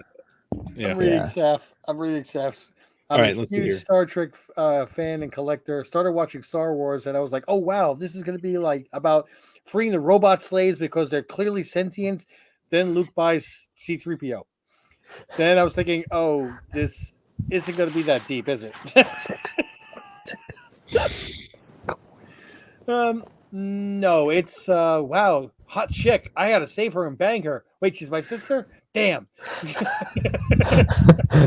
Seems like an oversimplification. What lightsaber? What happens if I look down the tube? Oh man. So yeah, it's basically space Jerry Springer. Is the father. Oh Yeah. my god. Well, We're at the 3-hour mark. Yeah, we're at that time. So I want to try to wrap this up a little bit. I'll see if the missus is still awake, and I doubt it. She's probably out. She's been having some neck pain problems lately. She did a drive down to Florida. It was her first 9-hour drive, and she's like, "How do you sit like this for 9 hours?" Well, first off, you got to do the cool pose. Right? This kind of relaxes the neck muscle. Got to change your posture every once in a while. Exactly. Then you got to like lean back with both hands and drive with your legs. Yeah. With all the driving I've been doing this year to conventions, I've had to figure out all kinds of creative ways to sit and change my posture every once in a while. So, yeah, me and my sister did a Star Wars marathon after watching Force Awakens. We were like, "Oh, Luke and Leia are so cute together." Next movie, awkward. Yeah, right. I guess you don't know everything there is to know about a woman. You're my brother, aren't you? Well, thank you guys again for having me. I appreciate it. Absolutely. So we won't see you next week, but you said there was a big hiatus between shows. We might actually have you 3 weeks in a row. Yeah, maybe we'll have to wait a couple weeks so that we can build up some stuff so that I actually have some things to talk about and bring up to you guys. Well, hopefully we'll pass that 1,000 mark, and I've got some sloppy seconds. I think I have several of them ready to go. In case people, Deegan doesn't, I don't think knows what sloppy seconds is. No, not in the context you're not this talking about. context. Probably. Yes. Yeah. Every week, New Comic Book Day, I pick a winner and I give away books. Well, after 2 months, if they don't claim them, they're still wrapped up in the Gemini mailers. I don't even remember what's in them. We'll just pick a random winner from the chat and give me your address, and I'll mail it and send it to you, and you tell me what it was. That's cool. Free comic books is always fun. To put it in context, I did have an unclaimed copy, which I wound up keeping myself. I'm sorry, of 8 Billion Genies #1. Cover A, B, and C was in a lot, which I sent off for grading. It came back up now, hasn't it? Yep, and all 3 copies came back as a 9.8. Those were waiting and never got claimed. Nice. So I'm that one. I'm not complaining that they didn't claim it, obviously. Awesome. And Saf, you can always welcome to be a chatterbug. Lord knows we are. That's what we're doing. We're not just staring at the screen. That makes the stream more fun. Yeah, absolutely. So we're going to try to wrap this up. Deegan, thanks again so much for joining us. Absolutely. Thank you, guys. We get so excited when you want to join us. We really do. And you're always welcome. Always welcome. Appreciate that. I was talking to Greg that if we get a chance to do a T-shirt, I'd love to have like caricatures of the main character. So it'd be like me and Greg and Sherry and Deegan and Mrs. Ohana and the Basset Hounds. And you were That's hilarious. part of that circle of people that I wanted in it. So that's cool. Thank you. Guys, thanks for joining yet again. Don't forget to click on subscribe, like this video. It helps. It really does. And drop a comment in here. Drop a comment everywhere you want to. If we see it and it's a question or anything, we'll answer it. If it's really cool, we'll actually bring it up in the live stream. But on behalf of everybody here at Team Ohana, I want to thank you for joining. Until we see you in the next video, which might be in 20 minutes.